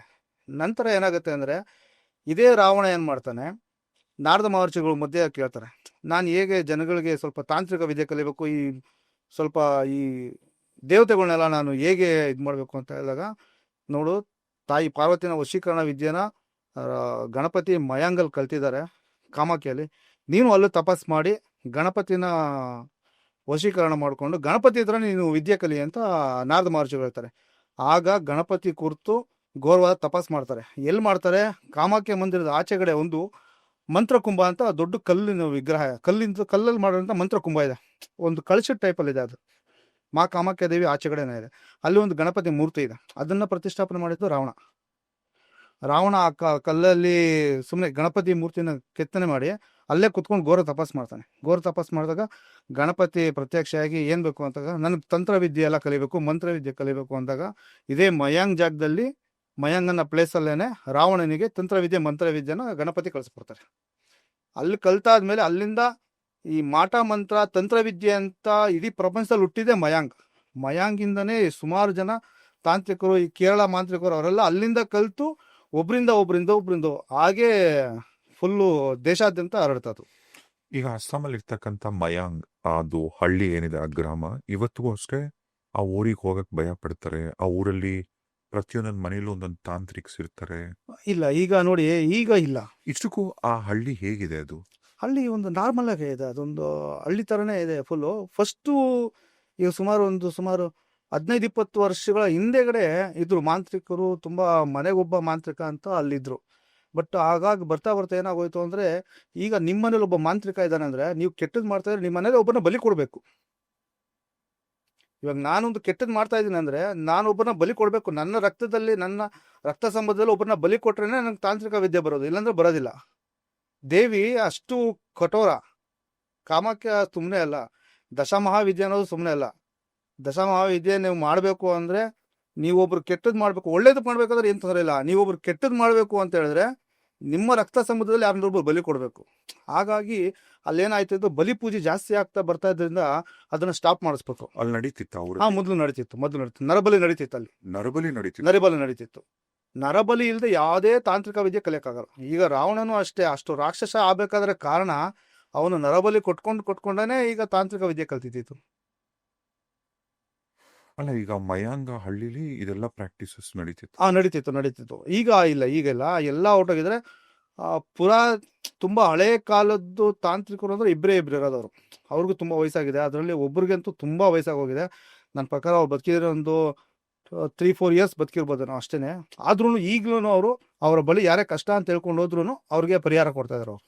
ಈಗ ತಾಂತ್ರಿಕ್ ಪ್ರಾಕ್ಟೀಸ್ ಅಂದ್ರೆ ಆ ಹಳ್ಳಿಲಿ ಏನ್ ಹೇಳ್ಕೊಡೋರು ಅಥವಾ ಮನೆ ಮನೆಗೂ ಆ ಹಳ್ಳಿಲಿ ಏನ್ ನಡೀತಿತ್ತು? ಇಲ್ಲ ಇಲ್ಲ, ಮನೆ ಮನೆಗೂ ಇರ್ತಾ ಇರ್ಲಿಲ್ಲ. ಆ ವಿದ್ಯೆ ಕಲಿಬೇಕು ಅಂತ ಯಾರು ಇಂಟ್ರೆಸ್ಟ್ ಅಲ್ಲಿ ಇರ್ತಿದ್ರು, ಇವಾಗ ನನ್ನ ಮುಂದೆ ಒಬ್ಬ ನನ್ನ ಗೆಳೆಯ, ಓ ಇವ್ನು ಬೆಳೀತಾ ಇದ್ದಾನೆ, ಇವನ್ನ ನಾನು ಹೆಂಗಾದ್ರೂ ಹಾಳು ಮಾಡಬೇಕು, ಆ ಥರ ಮನ್ಸಿಗೆ ಯಾರು ಬಂದಿರುತ್ತೋ ಅವ್ರು ಕಲಿತಾ ಇದ್ರು ವಿದ್ಯೆನ. ಓಕೆ, ಆ ವಿದ್ಯೆಯಲ್ಲಿ ಏನ್ ಕಲಿಸ್ತಾರೆ? ಆ ವಿದ್ಯೆಯಲ್ಲಿ ಇವಾಗ ಏನು ಅಂತಾರೆ, ಫಸ್ಟ್ ಬಲಿ ಪೂಜೆ ಕಲಿಸ್ತಾರೆ. ಬಲಿ ಪೂಜೆ ಕಲಿಸಿ ಯಂತ್ರಗಳು ಬರೀತಾರೆ. ಯಂತ್ರಗಳು ಬರೆದು ಈಗ ಬಲಿ ಪೂಜೆ ಅಂದ್ರೆ ಪ್ರಾಣಿಗಳನ್ನ ಬಲಿ ಕೊಡೋದು. ನರಬಲಿ. ನೀವು ಫಸ್ಟ್ ನೀವು ತಾಂತ್ರಿಕ ಆಗ್ಬೇಕಂದ್ರೆ ಮೊದಲು ಬಲಿ ಕೊಡ್ಬೇಕು. ನೀವು ಒಬ್ಬ ಮನುಷ್ಯನ ಬಲಿ ಕೊಟ್ಟು ಆ ಮನುಷ್ಯನ ರಕ್ತದಿಂದನೇ ನೀವು ಕಲಿಯೋದು ತಾಂತ್ರಿಕ ವಿದ್ಯೆ ಬರೋದು. ಅಲ್ಲ, ಈಗ ಬಲಿ ಕೊಡೋದು, ಅದ್ರಲ್ಲೂ ನರಬಲಿ ಅಂತೆಲ್ಲ ಅಂತಿದ್ರ, ಇದೆಲ್ಲ ಎಷ್ಟು ಅನಿಷ್ಟ ಕೆಟ್ಟ ಪದ್ಧತಿಗಳಲ್ವಾ ಇದೆಲ್ಲ? ಕೆಟ್ಟ ಪದ್ಧತಿಗಳು ಅಂತಾರೆ ನೋಡಿ. ಕೆಟ್ಟ ಪದ್ಧತಿ ಅನ್ನೋದು ತಪ್ಪಾಗುತ್ತೆ. ಯಾಕಂದ್ರೆ ಈ 18 ಶಕ್ತಿಪೀಠದ ಬಗ್ಗೆ ಹೇಳ್ಕೊಂಬಂದ್ರೆ ದೇವಿ ಕೊಡ್ತಾ ಇದೆ ನರಬಲಿ, ದೇವಿ ಕೇಳ್ತಾ ಇದೆ ನರಬಲಿ. ಆದಿಗುರು ಶಂಕರಾಚಾರ್ಯ ಬಂದ್ಮೇಲೆ ನರಬಲಿ ಸ್ಟಾಪ್ ಆಗಿತ್ತು. ಇಲ್ಲ ಅಂದಿದ್ರೆ ನೋಡಿ, ಈಗ ನಿಮಗೆ ಮಧುರೈ ಮೀನಾಕ್ಷಿ ದೇವ್ರು ಗೊತ್ತಿರ್ಬೋದಲ್ಲ. ಮಧುರೈ ಮೀನಾಕ್ಷಿ ದೇವರು ಮೊದಲು ಭದ್ರಕಾಳಿ ಅವತಾರಿ, ತಾಯಿ ಭದ್ರಕಾಳಿ ಅವತಾರ ಆಗಿರ್ತಾರೆ. ಜಗದ್ಗುರು ಶಂಕರಾಚಾರ್ಯರು ಯಾತ್ರೆಯಲ್ಲಿ ಇರ್ಬೇಕಾದ್ರೆ ರಾತ್ರಿ ಊರಿನ ಜನಗಳೆಲ್ಲ ಓಡೋಗ್ತಾ ಇರ್ತಾರೆ. ಯಾಕೆ ಈ ಥರ ಹೋಗ್ತಾ ಇದಾರೆ ಅಂದ್ರೆ, ರಾತ್ರಿ ಹೊತ್ತು ದೇವಿಗೆ ನರಬಲಿ ಬೇಕು, ನಾವೆಲ್ಲ ಇಲ್ಲಿದ್ರೆ ದೇವಿ ನಮ್ಮ ತಿನ್ನಿರ್ತಾರೆ ಅಂತಾರೆ. ಶಂಕರಾಚಾರ್ಯ ಏನು ಮಾಡ್ತಾರೆ ಅಂದರೆ ದೇವಿ ಮುಂದೆ ಹೋಗಿ ನಿಂತ್ಕೋತಾರಂತೆ. ನಿಂತ್ಕೊಂಡಾಗ ದೇವಿ ಫುಲ್ಲು ಗೋರುವಾಗಿ ಕಾಣ್ತಾರೆ. ಶಂಕರಾಚಾರ್ಯರ ಬಳಿ ನಿಂತ್ಕೊಂಡಾಗ ತಾಯಿ ಶಂಕರಾಚಾರ್ಯರನ್ನ ತಿನ್ನಕ್ಕೆ ಅಂತ ಹೋಗ್ತಾರೆ. ತಾಯಿಗೆ ಮನ್ಸು ಬರೋದಿಲ್ಲ. ನೀನು ಇಲ್ಲಿಂದ ಹೊರಟ್ಬಿಡು, ನೀನು ನಾನು ತಿನ್ನಕ್ಕೆ ಮನ್ಸು ಬರ್ತಾರೆ, ನಿನ್ನ ಬಲಿ ನಾನು ತೊಗೊಳೋದಿಲ್ಲ, ನೀನು ಹೊರಡು ಅಂತ ಹೇಳ್ತಾರೆ. ಇಲ್ಲ ನಾನು ಓಡಲ್ಲ ಅಂತ ಹೇಳ್ತಾರೆ. ಯಾಕೆ ಓಡೋದಿಲ್ಲ? ನಾನು ನೋಡಿದ್ರೆ ಭಯ ಆಗ್ತಲ್ಲ. ತಾಯಿ ನೋಡಿದ್ರೆ ಎಲ್ಲಾದರೂ ಮಗ ಭಯ ಬೀಳ್ತಾನ? ನೀನು ನನ್ನ ತಾಯಿ ಥರ ಇದೆಯಾ, ನೀನು ನೋಡಿ ನಾನು ಭಯ ಬೀಳಲ್ಲ ಅಂದಾಗ ತಾಯಿ ಸ್ವಲ್ಪ ಶಾಂತ ಸ್ವರೂಪಕ್ಕೆ ಬರ್ತಾರೆ. ಶಾಂತ ಸ್ವರೂಪ ಆದಮೇಲೆ ಏನು ಬೇಕು ನಿನಗೆ, ಯಾಕೆ ಈ ಥರ ಮಾಡ್ತೀಯ? ನನಗೆ ಆಹಾರ ಬೇಕು, ಈಗ ನನಗೆ ನರಬಲಿ ಬೇಕೇ ಬೇಕು. ಇಲ್ಲ ತಾಯಿ, ನೀನು ನರಬಲಿ ತೊಗೋಬಾರ್ದು ಎನ್ನಿಂದ. ಇಲ್ಲ ನಾನು ನರಬಲಿ ತೊಗೊಳ್ಳೇಬೇಕು, ಇಲ್ಲಾಂದರೆ ನನಗೆ ಇರೋಕ್ಕಾಗೋದಿಲ್ಲ, ನನಗೆ ಮನುಷ್ಯರ ರಕ್ತ ಬೇಕೇ ಬೇಕು ನನಗೆ ಅಂತ ಕೇಳ್ತಾರಂತ. ಇಲ್ಲ ಸರಿ ಆಯಿತು, ನಿನಗೆ ಬೇಕೇ ಬೇಕು ಅಂದರೆ ನನ್ನ ಜೊತೆ ಪಗಡೆ ಆಡು. ನನ್ನ ಪಗಡೆ ಆಟದಲ್ಲಿ ನೀನು ಗೆದ್ದರೆ ನೀನು ಕಂಟಿನ್ಯೂ ಮಾಡು, ನಾನು ನಿನ್ನನ್ನು ಯಾವುದೇ ಕಾರಣಕ್ಕೂ ಅಡ್ಡಿ ಮಾಡೋದಿಲ್ಲ ಅಂತ ಹೇಳ್ಬಿಟ್ಟು ಏನು ಮಾಡ್ತಾರೆ, ಸರಿ ಅಂತ ಹೇಳಿ ಇದೇ ಮೀನಾಕ್ಷಿ ಗರ್ಭಗುಡಿ ಇದೆಯಲ್ಲ ಅದೇ ಜಾಗದಲ್ಲಿ ಕುತ್ಕೊಂಡು ಪಗಡೆ ಆಟ ಆಡಕತ್ತಾರೆ. ಅವ್ರ ಹತ್ರ ಪಗಡೆ ಆಡೋದಕ್ಕೆ ದೇವಿ ಹತ್ರ ಮೂಳೆಗಳು ಅದು ಇದು ಇತ್ತು. ಶಂಕರಾಚಾರ್ಯರ ಬಳಿ ಹತ್ರ ಏನು ಅಂತಂದ್ರೆ ತಾವರೆ ಹೂವು ಇತ್ತು. ತಾವರೆ ಹೂವು ಇತ್ತು. ಸರಿ ಅಂದ್ಬಿಟ್ಟು ಶಂಕರಾಚಾರ್ಯರು ತಾವರೆ ದಳ ಅಷ್ಟೇನೆ, ಅದು ಬಿಟ್ಟರೆ ಬೇರೆ ಏನೂ ಇಲ್ಲ. ಶಂಕರಾಚಾರ್ಯರು ಪಗಡೆ ಆಡ್ತಾ ಆಡ್ತಾ ಆಡ್ತಾ 264 ದೇವಿಯರು, ಯೋಗಿನಿಯರು, ಯಕ್ಷಿಣಿಯರು ಎಲ್ಲರನ್ನೂ ಆಹ್ವಾನ ಮಾಡ್ಕೋತಾರೆ. ಆಹ್ವಾನ ಮಾಡಿಕೊಂಡು ತಾವರೆ ದಳಗಳನ್ನ ಇಟ್ಕೊಂಡು ಗೆರೆಗಳು ಎಳೆದು ಶ್ರೀಕೃಷ್ಣ ನೋಡಿ 264 ದೇವಿಯರನ್ನು ಅದರ ಪ್ರತಿಷ್ಠಾಪನೆ ಮಾಡ್ಬಿಟ್ಟಿರ್ತಾರೆ. ಶ್ರೀಚಕ್ರ ಅದೇ ಮೊದಲನೇ ಶ್ರೀಚಕ್ರ ಹುಟ್ಟೋದೇ ಮಧುರೆಯಲ್ಲಿ. ಓಕೆ, ಮೊದಲನೇ ಶ್ರೀಚಕ್ರ ಇರೋದೇ ಮಧುರೆಯಲ್ಲಿ. ಶ್ರೀಚಕ್ರ ಬರೆದು ತಾವರೆ ದಳಗಳನ್ನೆಲ್ಲ ಇಟ್ಟು ಅದರೊಳಗಡೆ 264 ದೇವಿಯರನ್ನ ಪ್ರತಿಷ್ಠಾಪನೆ ಮಾಡ್ತಾರೆ ಶಂಕರಾಚಾರ್ಯರು. ಅಂದ್ರೆ ಯೋಗಿನಿಯರು, ಯಕ್ಷಿಣಿಯರು ಎಲ್ಲಾರನ್ನೂ ಪ್ರತಿಷ್ಠಾಪನೆ ಮಾಡಿ ಎಲ್ಲರ ಕಡೆಯಿಂದನೂ ದೇವಿ ಶಕ್ತಿನ ಆಹ್ವಾನ ಮಾಡ್ಕೊಂಡ್ಬಿಡ್ತಾರೆ. ದೇವಿ ಏನ್ ಮಾಡ್ತಾರೆ, ದೇವಿ ಆಟ ಆಡೋ ಇಂಟ್ರೆಸ್ಟ್ ಅಲ್ಲಿ ಇರ್ತಾರೆ. ದೇವಿ ಗೊತ್ತಾಗೋದಿರೋದಲ್ಲ ಶಂಕರಾಚಾರ್ಯರು ಈ ತರ ಮಾಡ್ತಾ ಇದಾರೆ ಅಂತ. ಇವ್ರೇನ್ ಪಗಡೆ ಆಡ್ತಾ ಇದಾರೆ ಅನ್ಕೊಂಡಿರ್ತಾರೆ. ಆ 264 ದೇವಿಯರು ಏನ್ ಮಾಡ್ತಾರೆ ಅಂದ್ರೆ ದೇವಿನ ಫುಲ್ ಆಹ್ವಾನ ಮಾಡ್ಕೊಂಡ್ಬಿಡ್ತಾರೆ. ದೇವಿ ಶಕ್ತಿನ ಎಳ್ಕೊಂಡ್ಬಿಟ್ಟಿರ್ತಾರೆ. ಎಳ್ಕೊಂಡು ಶ್ರೀಚಕ್ರದಲ್ಲಿ ಇಟ್ಕೊಂಡಿರ್ತಾರೆ. ದೇವಿ ಗೆದ್ಬಿಡ್ತಾರೆ ಆಟದಲ್ಲಿ. ನಾನು ಗೆದ್ದೆ, ನನಗೆ ಬಲಿ ಬೇಕು. ಸರಿ ತಾಯಿ ತಗೋ, ನೀನು ಬಲಿ ತಗೊಳಂಗಿರ ತಗೋ ಅಂತ ಹೇಳ್ತಾರೆ. ರೌದ್ರ ರೂಪಿ ತಾಳಕ್ಕಾಗಲ್ಲ ದೇವಿಗೆ. ನನಗೇನು ಮಾಡಿದ್ಯಾ, ಏನು ಮಾಡಿದ್ಯಾ ನೀನು? ತಾಯಿ ನನ್ನ ಕ್ಷಮಿಸು ತಾಯಿ, ನಿನ್ನನ್ನು ನಾನು ಬಂಧನ ಮಾಡಿದ್ದೀನಿ ಶ್ರೀಚಕ್ರದಲ್ಲಿ, ನೀನು ನಿಮ್ಮಿಂದ ಬಲಿ ತಗೋಬಾರ್ದು ಅಂತೇಳಿ ದೇವಿನ ಪ್ರಾರ್ಥನೆ ಮಾಡ್ಕೋತಾರೆ. ಆಗ ದೇವಿ ಶಾಂತ ಸ್ವರೂಪವಾಗಿ ಅದೇ ಶ್ರೀಚಕ್ರದ ಮೇಲೆ ನಿಂತ್ಕೊಂಡು ಪ್ರತಿಷ್ಠಾಪನೆ ಆಗೋದಂಥ ವಿಗ್ರಹ ಅದು ಮೀನಾಕ್ಷಿ ದೇವಿ. ಮೊದಲನೇ ಶ್ರೀಚಕ್ರ ಪ್ರತಿಷ್ಠಾಪನೆ ಮಾಡಿದ್ರು ಶಂಕರಾಚಾರ್ಯರು ಮಧುರೆಯಲ್ಲಿ. ಮೊದಲನೇ ಶ್ರೀಚಕ್ರ ಇರೋದು ಮಧುರೈ ಮೀನಾಕ್ಷಿಯಲ್ಲಿ. ನಮ್ಮ ಕರ್ನಾಟಕ ಎಂತಕ್ಕೆ ಅಷ್ಟೊಂದು ನನಗೆ ಇಷ್ಟ ಅಂದರೆ, ಜಗದ್ಗುರು ಶಂಕರಾಚಾರ್ಯರು 2ನೇ ಶ್ರೀಚಕ್ರ ಪ್ರತಿಷ್ಠಾಪನೆ ಮಾಡೋದು ನಮ್ಮ ಕರ್ನಾಟಕದಲ್ಲಿ, ಅದು ನಮ್ಮ ಮೈಸೂರಲ್ಲಿ. ಈಗ ನಿಮಗೆ ಶ್ರೀರಂಗಪಟ್ಟಣದಿಂದ ಸ್ವಲ್ಪ ಒಂದು 1 ಕಿಲೋಮೀಟರ್ ದೂರದಲ್ಲಿ ಬಂದರೆ ಕ್ಷಣಾಂಬಿಕಾ ಅಂತ ಇದೆ. ಹೌದು, ಕ್ಷಣಾಂಬಿಕಾದ ದೇವಸ್ಥಾನದಲ್ಲಿ 2ನೇ ಶ್ರೀಚಕ್ರ ಪ್ರತಿಷ್ಠಾಪನೆ ಮಾಡಿದ್ರು. ಅದರಲ್ಲಿ ಏನಂದರೆ, ಎಲ್ಲೂ ನಮಗೆ ಶಂಕರಾಚಾರ್ಯರು ಶ್ರೀಚಕ್ರ ಪ್ರತಿಷ್ಠಾಪನೆ ಜಾಗದಲ್ಲಿ ಶ್ರೀಚಕ್ರ ನೋಡಿರ್ಬೋದು, ಎಲ್ಲೂ ನಿಮಗೆ ಮಂತ್ರಗಳು ಕಾಣಿಸೋದಿಲ್ಲ. ಅವರು ಮಂತ್ರ ಬರೆದಿರೋಂಥ ಶ್ರೀಚಕ್ರ 2 ಜಾಗದಲ್ಲಿ. ಒಂದು ಕ್ಷಣಾಂಬಿಕಾ ದೇವಿ ದೇವಸ್ಥಾನ, ಇನ್ನೊಂದು ಶಿವನ ಸಮುದ್ರದಲ್ಲಿ ಮೀನಾಕ್ಷಿ ದೇವಿ ಅಂತ ಒಂದು ಟೆಂಪಲ್ ಇದೆ. ಆ ಟೆಂಪಲ್ 2 ಶ್ರೀಚಕ್ರದಲ್ಲಿ ಮಾತ್ರ ನಿಮಗೆ ಮಂತ್ರಗಳು ಕಾಣಿಸುತ್ತೆ. ಇನ್ಯಾವ ಶ್ರೀಚಕ್ರದಲ್ಲೂ ಮಂತ್ರ ಇಲ್ಲ. ಯಾಕಂದ್ರೆ ಈಗ ಶ್ರೀಚಕ್ರ ಏನಿದೆ ಅಲ್ಲ, ಹ್ಮ್. ಅದ್ರ ಒಳಗಡೆ ಲಲಿತಾ ತ್ರಿಪುರ ಸುಂದರಿ. ನೋಡಿ, ಈ ಲಲಿತಾ ತ್ರಿಪುರ ಸುಂದರನ್ ಯಾವಾಗ ಇದು ಮಾಡ್ತಾರೆ ಅಂದರೆ, ಈ ಎರಡನೇ ಶ್ರೀಚಕ್ರ ಆದಮೇಲೆ ಎರಡನೇ ಶ್ರೀಚಕ್ರದಲ್ಲಿ ಏನು ಮಾಡ್ತಾರೆ ಅಂದರೆ, ಮೊದಲನೇ ಶ್ರೀಚಕ್ರದಲ್ಲಿ ಅಧಿಪತಿ ಬಂದ್ಬಿಟ್ಟು ಮಾ ಮೀನಾಕ್ಷಿ ದೇವಿನೇ, ಆ ಶ್ರೀಚಕ್ರಕ್ಕೆ ಅಧಿಪತಿ ದೇವಿನೇ. ಎರಡನೇ ಶ್ರೀಚಕ್ರ ಪ್ರತಿಷ್ಠಾನ ಲಲಿತಾ ದೇವಿನ ನೀನು ಈ ಶ್ರೀಚಕ್ರಕ್ಕೆ ಏನು ಮಾಡಬೇಕು ಅಂದ್ರೆ ಶ್ರೀಚಕ್ರದಲ್ಲಿ ಕುತ್ಕೋಬೇಕು ಅಂತ ಹೇಳ್ಬಿಟ್ಟು ಶ್ರೀಚಕ್ರದಲ್ಲಿ ಲಲಿತಾ ದೇವಿನ ಅಧಿಪತಿಯಾಗಿ ಮಾಡ್ಬಿಡ್ತಾರೆ. ಶ್ರೀಚಕ್ರಕ್ಕೆ ಅಧಿಪತಿ ಆದಮೇಲೆ ಸೆಕೆಂಡ್ ಬಂದ್ಬಿಟ್ಟು ಲಲಿತಾ ದೇವಿನೇ ಅಧಿಪತಿ ಆಗುತ್ತೆ. ಆಮೇಲೆ ಮೂರನೇ ಶ್ರೀಚಕ್ರಕ್ಕೆ ರಾಜರಾಜೇಶ್ವರಿ ಅಧಿಪತಿ ಆಗ್ತಾರೆ. ಈ ಮೂರು ದೇವತೆಗಳು ಶ್ರೀಚಕ್ರಕ್ಕೆ ಅಧಿಪತಿಗಳು: ಮೀನಾಕ್ಷಿ ದೇವಿ, ಲಲಿತಾ ದೇವಿ, ರಾಜರಾಜೇಶ್ವರಿ. ಮೂರು ದೇವಿನೂ ಶ್ರೀಚಕ್ರಕ್ಕೆ ಅಧಿಪತಿಗಳೇ. ಈಗ ಲಲಿತಾ ತ್ರಿಪುರ ಸುಂದರಿನೇ ರಾಜರಾಜೇಶ್ವರಿ. ಹೌದು, ಲಲಿತಾ ತ್ರಿಪುರ ಸುಂದರಿ, ಮೀನಾಕ್ಷಿ, ರಾಜರಾಜೇಶ್ವರಿ ಮೂರೂ ಒಂದೇನೆ. ಓಕೆ, ಅಲ್ಲಿ ತನಕ ದೇವಿ ಎಲ್ಲ ಕಡೆ ಉಗ್ರ ಸ್ವರೂಪವಾಗಿದ್ದು. ಉಗ್ರ ಸ್ವರೂಪ ಅಂದ್ರೆ ನೋಡಿ, ಈಗ ತಾಯಿ ಸತೀದೇವಿ, ಈಗ ಶಿವ ತಾಯಿ ಸತೀದೇವಿ ಉರಿತಾ ಇರ್ಬೇಕಾದ್ರೆ ಶಿವ ಎತ್ಕೊಂಡು ಹೋಗ್ತಾ ಇರ್ಬೇಕಾದ್ರೆ ಏನಾಗ್ತದೆ, ಇದನ್ನ ಸ್ಟಾಪ್ ಮಾಡಬೇಕು ಅಂತ ಹೇಳ್ಬಿಟ್ಟು ವಿಷ್ಣು ಚಕ್ರ ಬಿಡ್ತಾರೆ. ವಿಷ್ಣು ಚಕ್ರ ಬಿಟ್ಟಾಗ ಏನಾಗುತ್ತೆ ಅಂದರೆ, ದೇವಿ ದೇಹಗಳು ತುಂಡು ತುಂಡಾಗಿ ಕೆಳಗಡೆ ಬಿದ್ದಿರುತ್ತೆ. ಆ ದೇವಿ ದೇಹ ಉರಿತಾ ಎಲ್ಲೆಲ್ಲಿ ಬಿದ್ದಿದೆಯೋ ಅಲ್ಲೆಲ್ಲ ಶಕ್ತಿ ದೇವತೆಗಳು ಉತ್ಪತ್ತಿ ಆಗ್ತವೆ. ಆ ಶಕ್ತಿ ದೇವತೆಗಳು ಏನಾಗ್ತಾರೆ ಅಂದರೆ, ಕಠೋರವಾಗಿರ್ತಾರಲ್ಲ ಅವರು. ಆಗ ಈಗ ದೇವಿಗೆ ಬಲಿ ಬೇಕೇ ಬೇಕು. ಅಂದರೆ ನೀವು ನೋಡಿ, ದೇವಿಗೆ ಬಲಿ ಕೊಡ್ತಾರೆ ಅಂತಾರ, ದೇವಿ ಕೇಳೋದು ಬಿರಿ ರಕ್ತ ಮಾತ್ರ, ರಕ್ತನೂ ಕುಡಿಯೋದು ಇಲ್ಲ. ಆ ರಕ್ತ ದೇವಿ ಮೇಲೆ ಬಿದ್ದಾಗ ದೇವಿ ಆಹಾರ ಸೇವನೆ ಮಾಡೋದಷ್ಟು ಇದಾಗುತ್ತೆ. ಇವಾಗ ದೇವಿಗೆ ಬಲಿ ಕೊಡ್ತಾರೆ ಅಂತ ಹೇಳ್ತಾರಲ್ಲ, ದೇವಿ ತಿನ್ನೋದಿಲ್ಲ, ದೇವಿಗೆ ಅಭಿಷೇಕ ಮಾಡ್ತಾರೆ. ಈಗ ನೋಡಿ, ಕಾಮಾಖ್ಯದಲ್ಲೂ ಅಷ್ಟೇ ಬಲಿ ಕೊಡ್ತಾರೆ, ಬಲಿ ಕೊಡ್ತಾರೆ. ಅಲ್ಲಿ ಬಲಿ ಕೊಟ್ಮೇಲೆ ಆ ಕೋಣದ ರಕ್ತನ ದೇವಿಗೆ ನೈವೇದ್ಯ ಇಡ್ತಾರೆ. ನೈವೇದ್ಯ ಇಟ್ಟು ಆ ಪೂಜೆ ಮಾಡ್ತಾರೆ. ಅಲ್ಲಿ ಬರೀ ರಕ್ತ ಮಾತ್ರ, ಮಾಂಸನ ತಿಂತಾ ಇದ್ದು ದೇವಿ ವಾಹನ ಸಿಂಹ. ಈಗ ಶ್ರೀಚಕ್ರದ ಒಳಗಡೆ ಏನಿದೆ, ಅಥವಾ ಶ್ರೀಚಕ್ರದ ಪೂಜೆ ಹೇಗೆ ಮಾಡಬೇಕು? ನೋಡಿ, ಶ್ರೀಚಕ್ರ ಅಂದರೆ ಅದು ಎಲ್ಲರೂ ಅನ್ಕೊಬೋದು ಶ್ರೀಚಕ್ರ ತುಂಬ ಪದ್ಧತಿ ತುಂಬ ಇದೆ. ಶ್ರೀಚಕ್ರ ಇದೆ ಅಂದರೆ ಶ್ರೀಚಕ್ರಕ್ಕೆ ಪ್ರತಿನಿತ್ಯ ಅಭಿಷೇಕ ಆಗಲೇಬೇಕು, ಪ್ಲಸ್ ಕುಂಕುಮಾರ್ಚನೆ. ನೋಡಿ, ಈಗ ಕಂಚಿ ಕಾಮಾಕ್ಷಿಲಿ ನೀವು ನೋಡಿರ್ಬೋದು, ಕಾಮಾಕ್ಷಿ ದೇವಸ್ಥಾನ 2 ಬಾರಿ ಶ್ರೀಚಕ್ರಕ್ಕೆ ದೇವಿಗೆ 3 ಬಾರಿ ಅಲ್ಲಿ ಅಭಿಷೇಕ ಆಗುತ್ತೆ. 3 ಬಾರಿನೂ ಶ್ರೀಚಕ್ರಕ್ಕೂ ಅಭಿಷೇಕ ಆಗುತ್ತೆ, ಶ್ರೀಚಕ್ರಕ್ಕೆ ಕುಂಕುಮಾರ್ಚನೆ ಆಗುತ್ತೆ. ಯಾಕಂದರೆ ಆ ಥರ ಮಾಡಬೇಕು. ಈಗ ನೋಡಿ, ನಾನು ಮನೇಲಿ ಇವಾಗ ಶ್ರೀಚಕ್ರ ಪ್ರತಿಷ್ಠಾಪನೆ ಮಾಡಿದ್ದೆ. ನಾನು ಶ್ರೀಚಕ್ರ ಯಾಕೆ ಪ್ರತಿಷ್ಠಾಪನೆ ಮಾಡಬೇಕು, ನಾನು ನವರಾತ್ರಿ ಮಾಡ್ಕೊಂಬರ್ತಾ ಇರ್ತದೆ. ನವರಾತ್ರಿ ನಾನು 9 ದಿನ 9 ದೇವಿ ದರ್ಶನ ಮಾಡ್ಕೊಂಬರ್ತಾ ಇದ್ದೆ. ಹಾಗೆ ಮಾಡ್ಕೊಂಡು ನಮ್ಮ ಉತ್ತರ ಭಾರತದಲ್ಲಿ, ಸೌತ್ ಇಂಡಿಯಾದಲ್ಲಿ 6 ಶಕ್ತಿಪೀಠ ಇದೆ. 18 ಶಕ್ತಿಪೀಠದಲ್ಲಿ 6 ಶಕ್ತಿಪೀಠ ನಮ್ಮ ಸೌತ್ ಇಂಡಿಯಾದಲ್ಲಿದೆ. ನಾನು 6 ದಿನ 6 ಶಕ್ತಿಪೀಠ ಹೋಗಿ 3 ದಿನ 3 ಶಕ್ತಿ ದೇವತೆಗಳ ದೇವಸ್ಥಾನಕ್ಕೆ ಹೋಗ್ತಾ ಇದ್ದೆ. ನನಗೆ ಶಕ್ತಿಪೀಠ ಅಂದರೆ ಏನಂತ ಗೊತ್ತಿರಲಿಲ್ಲ. ಶಕ್ತಿಪೀಠದ ಬಗ್ಗೆ ಅಧ್ಯಯನ ಮಾಡಕ್ಕೆ ನಮಗೆ 18 ಶಕ್ತಿಪೀಠ ಇದೆ. 18 ಶಕ್ತಿಪೀಠ ಎಲ್ಲೆಲ್ಲಿದೆ ಫುಲ್ಲು ನಾನು ಸರ್ಚ್ ಮಾಡಿದೆ. ಶಕ್ತಿಪೀಠ ಅಂದರೆ ಏನು, ದೇವಿನ ಹೇಗೆ ಆರಾಧನೆ ಮಾಡಬೇಕು, ಆ ರಿಸರ್ಚ್ಗೆ ಹೋದಾಗ ಶ್ರೀಚಕ್ರ ಬಂತು. ಶ್ರೀಚಕ್ರದ ಬಗ್ಗೆ ತುಂಬ ರಿಸರ್ಚ್ ಮಾಡಿದೆ. ಶ್ರೀಚಕ್ರ ಪ್ರತಿಷ್ಠಾಪನೆ ಮಾಡೋದು ಶಂಕರಾಚಾರ್ಯರ ಬಗ್ಗೆ ತುಂಬ ರಿಸರ್ಚ್ ಮಾಡಿದೆ. ಈ ಶ್ರೀಚಕ್ರದ ಮುಂದೆ ಬೇರೆ ಯಾವ ವಿದ್ಯೆನೂ ಇಲ್ಲ, ಶ್ರೀಚಕ್ರದ ಮುಂದೆ ಬೇರೆ ಯಾವ ವಿದ್ಯೆನೂ ಇಲ್ಲ ಅಂತೇಳಿ ನಾನು ಏನು ಮಾಡಿದೆ, ಶ್ರೀಚಕ್ರ ನಾನು ಪೂಜೆ ಮಾಡಬೇಕು, ನಾನು ದೇವಿ ಆರಾಧಕ ಆಗಬೇಕು ಅಂದ್ಬಿಟ್ಟು ಜಗದ್ಗುರು ಶಂಕರಾಚಾರ್ಯರು ನಮ್ಮ ಭಾರತಾದ್ಯಂತ ಇನ್ಕ್ಲೂಡಿಂಗ್ ಶ್ರೀಲಂಕಾ ಮತ್ತು ನೇಪಾಳ ಎಲ್ಲ ಜಾಗದಲ್ಲೂ ಸೇರಿ 56 ಶ್ರೀಚಕ್ರ ಪ್ರತಿಷ್ಠಾಪನೆ ಮಾಡಿದರು. 56 ಶ್ರೀಚಕ್ರ ಮಂದಿರಿಗೂ ನಾನು ಹೋಗಿ ಒಂದು ತಾಮ್ರದ ಪ್ಲೇಟಲ್ಲಿ ಶ್ರೀಚಕ್ರನ ಕೈಯಲ್ಲೇ ಬರೆಸಿ ಅದನ್ನು ಎಲ್ಲ ದೇವಸ್ಥಾನದಲ್ಲೂ ಪೂಜೆ ಮಾಡಿಸ್ಕೊಂಬಂದು, ನಂತರ ನನಗೆ ಗೊತ್ತಿಲ್ಲ ಆ್ಯಕ್ಚುಲಿ ಅವತ್ತು ಪುಬ್ಬ ನಕ್ಷತ್ರ ಇದೆ ಅಂತ, ದೇವಿ ನಕ್ಷತ್ರ, ಪಾರ್ವತಿ ದೇವಿ ನಕ್ಷತ್ರ ಪುಬ್ಬ ನಕ್ಷತ್ರ. ಆ ಪುಬ್ಬ ನಕ್ಷತ್ರದ ದಿನವೇ ನಾನು ಪ್ರತಿಷ್ಠಾಪನೆ ಮಾಡಿದೆ. ಬಟ್ ನನಗೂ ಅನ್ಎಕ್ಸ್ಪೆಕ್ಟೆಡ್, ಅವತ್ತು ಪುಬ್ಬ ನಕ್ಷತ್ರ ಇದೆ ಅಂತ ನನಗೆ ಗೊತ್ತೇ ಇಲ್ಲ. ಈಗ ನೀವು ಅಷ್ಟು ಶಕ್ತಿ ಪೀಠಗಳು ಭೇಟಿ ಕೊಟ್ಟಿದ್ದೀರಾ? ಹೌದು, 56 ದೇವಸ್ಥಾನ, 18 ಶಕ್ತಿಪೀಠ ಮಾತ್ರ. ಶಕ್ತಿ ದೇವತೆಗಳು ಎಲ್ಲೆಲ್ಲಿದ್ರು ಅಲ್ಲೆಲ್ಲ ಶಂಕರಾಚಾರ್ಯರು ಶ್ರೀಚಕ್ರ ಪ್ರತಿಷ್ಠಾಪನೆ ಮಾಡಿದ್ರು. ಓಕೆ, ಅಲ್ಲ ಈಗ ನಾವು ಸತಿ ಮತ್ತೆ ಆ ಕತೆ ಕೇಳಿದಾಗ, ದಕ್ಷರಾಜಂದು ಕತೆ ಕೇಳಿದಾಗ, ದೇಹ ವಿಷ್ಣು ಚಕ್ರ ಬಿಟ್ಟು, ಸುದರ್ಶನ ಚಕ್ರ ಬಿಟ್ಟು ಸತೀದೇವಿ ದೇಹ ತುಂಡಾಗಿ ಬಿದ್ದಾಗ ನಮ್ಮ ದೇಶದಲ್ಲಿ ಎಲ್ಲೆಲ್ಲ ಬಿತ್ತಲ್ಲ, ಅದೆಲ್ಲ ಕೂಡ ಒಂದೊಂದು ಶಕ್ತಿಪೀಠ ಆಯ್ತು ಅಂತ ಕತೆ ಅಲ್ವಾ? ಈಗ ನೀವು 18 ಅಂತ ಹೇಳ್ತೀರಾ, ಯಾವ್ದು ನೋಡಿ, ಈಗ ಈ ಶಕ್ತಿಪೀಠ ಅನ್ನೋದನ್ನ, ದೇವಿ ಭಾಗ ಎಲ್ಲೆಲ್ಲಿ ಬಿದ್ದಿದೆ ಅನ್ನೋದನ್ನ ಕಂಡಿಡ್ದಿದ್ದು ಜಗದ್ಗುರು ಶಂಕರಾಚಾರ್ಯ.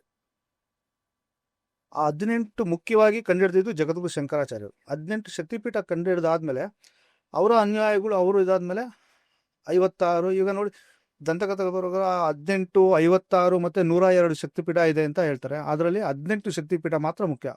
ಯಾಕಂದ್ರೆ ನೋಡಿ, ಜಗದ್ಗುರು ಶಂಕರಾಚಾರ್ಯ ಆಗಲೇ ಬರ್ತಾರೆ, ಲಾಂಕಾಯಂ ಶಾಂಕರದೇವಿ ಕಾಮಾಕ್ಷಿ ಕಾಂಚಿಕಾಪುರೆ, ಪ್ರದ್ಯುಮ್ನೆ ಶೃಂಖಲಾದೇವಿ ಚಾಮುಂಡಿ ಕ್ರೌಂಚಪಟ್ಟಣೆ, ಅಲ್ಲಂಪುರೆ ಜೋಗುಳಾಂಬ ಶ್ರೀಶೈಲೆ ಭ್ರಮರಾಂಬಿಕಾ, ಕೊಲ್ಲಾಪುರೆ ಮಹಾಲಕ್ಷ್ಮಿ ಮಹುರ್ಯೆ ಏಕವಿರ್ಕ, ಉಜ್ಜೈನ್ಯಂ ಮಹಾಕಾಳಿ ಪೀಠಿಕ್ಯಾಂ ಪುರೀತಿಕ, ಓಡ್ಯಾನಂ ಗಿರಿಜಾದೇವಿ ಮಾಣಿಕ್ಯ ದಕ್ಷವಾಟಿಕೆ, ಹರಿಕ್ಷೇತ್ರ ಕಾಮರೂಪ ಪ್ರಯಾಗೆ ಮಾಧವೇಶ್ವರಿ, ಜ್ವಾಲಾಯಂ ವೈಷ್ಣವಿ ದೇವಿ ಗಯಾ ಮಾಂಗಲ್ಯ ಗೋರಿಕ, ವಾರಣಾಸಿ ವಿಶಾಲಾಕ್ಷಿ ಕಾಶ್ಮೀರೇಶು ಸರಸ್ವತಿ, ಅಷ್ಟದಶ ಸುಪೀಠಾನಿ ಯೋಗಿನಾಮಾಪಿ ದುರ್ಲಭಂ, ಸಾಯಂಕಾಲೇ ಪಟೇ ನಿತ್ಯಂ ಸರ್ವಶತ್ರು ವಿನಾಶನಂ, ಸರ್ವರೋಗಾಹರಂ ದಿವ್ಯಂ ಸರ್ವಸಂಪತ್ಕರಂ ಶುಭಂ ಇತಿ ಅಷ್ಟದಶ ಶಕ್ತಿಪೀಠ ಸ್ತೋತ್ರಂ.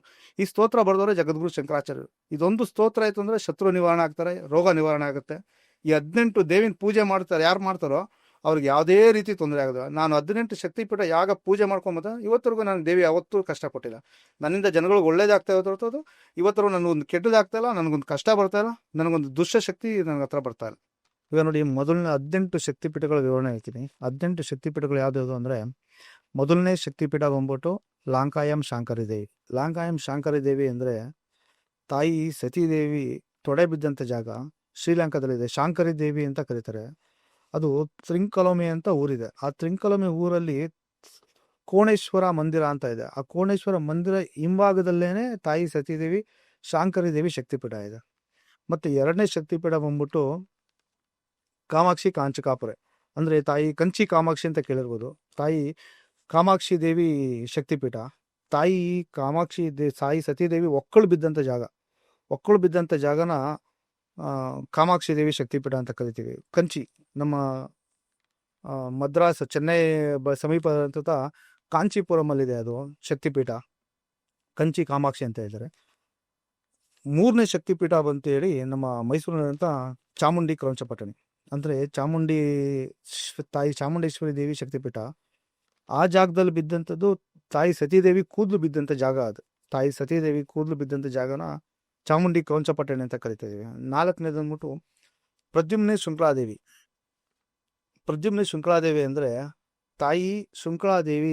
ಇದು ಈ ವೆಸ್ಟ್ ಬೆಂಗಾಲಲ್ಲಿ ಕೋಲ್ಕತ್ತಾ ಇದೆಯಲ್ಲ, ಕೋಲ್ಕತ್ತಾಯಿಂದ ಸುಮಾರು ಒಂದು 200 ಕಿಲೋಮೀಟರ್ ದೂರದಲ್ಲಿ ಪಾಂಡುವ ಅಂತ ಕರೀತಾರೆ.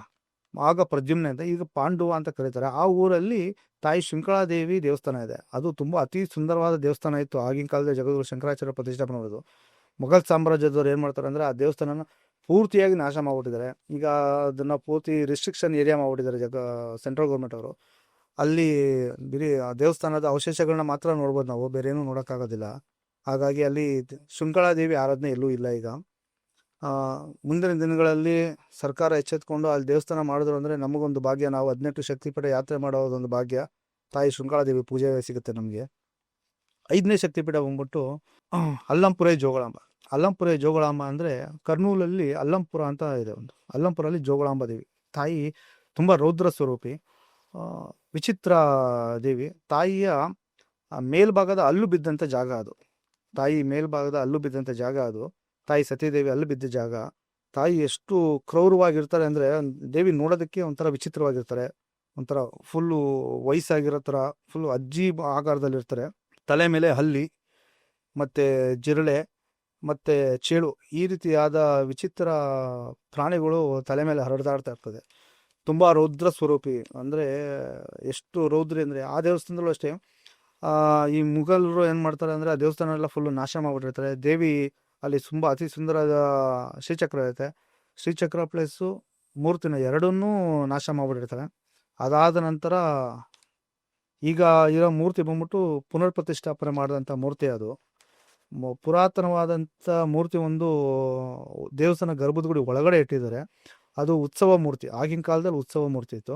ಆ ಉತ್ಸವ ಮೂರ್ತಿನ ಹಾಗೆ ಇಟ್ಟಿದ್ದಾರೆ. ಈಗನು ಗರ್ಭದ ಗುಡಿ ಒಳಗಡೆ ಇದೆ. ನೀವು ಯಾವಾಗಾದರೂ ಹೋದಾಗ ಆ ಒಳಗಡೆ ನೋಡ್ಕೊಂಬರ್ಬೋದು. ನೀವು ಗರ್ಭದ ಗುಡಿ ಒಳಗಡೆ ಇದೆ ಒಂದು ಹಿತ್ತಾಳೆ ವಿಗ್ರಹ ಇದೆ. ಅದು ಸಖತ್ತು ಪುರಾತನ, ಸಾವಿರಾರು ವರ್ಷಗಳ ಹಳೆ ವಿಗ್ರಹ. ಅದೊಂದೇ ಉಳಿದಿದ್ದು. ಇದನ್ನೆಲ್ಲ ಹಾಳು ಮಾಡ್ಬಿಟ್ಟಿದ್ರು ಮುಸ್ಲಿಮರು. ಆ ದೇವಸ್ಥಾನದ ಒಳಗಡೆ ಒಂದು ದರ್ಗಾ ಪ್ರತಿಷ್ಠಾಪನೆ ಮಾಡ್ಕೊಂಡ್ಬಿಟ್ಟಿದ್ದಾರೆ ಅವರಲ್ಲಿ. ಆದ್ರೂ ಈಗ ತುಂಬ ಅಚ್ಚುಕಟ್ಟಾಗಿ ಪೂಜೆ ಮಾಡ್ಕೊಂಡ್ಬರ್ತಾರೆ. ಪುನರ್ ಪ್ರತಿಷ್ಠಾಪನೆ ಆಗಿದೆ ಜೋಗುಳಾಂಬ ಶಕ್ತಿಪೀಠ. ಶ್ರೀಶೈಲೆ ಭ್ರಮರಾಂಬಿಕಾ ಅಂತೇಳಿ ಈ ನಮ್ಮ ಆಂಧ್ರದಲ್ಲೇನೆ ಶ್ರೀಶೈಲ ಅಂತ ಇದೆ ನೋಡಿ. ಆ ಜಾಗದಲ್ಲಿ ಶಕ್ತಿಪೀಠ ಪ್ಲಸ್ ಜ್ಯೋತಿರ್ಲಿಂಗ ಎರಡೂ ಇದೆ. ತಾಯಿ ಭ್ರಮರಾಂಬಿಕಾ ದೇವಿ ಇದರಲ್ಲಿ.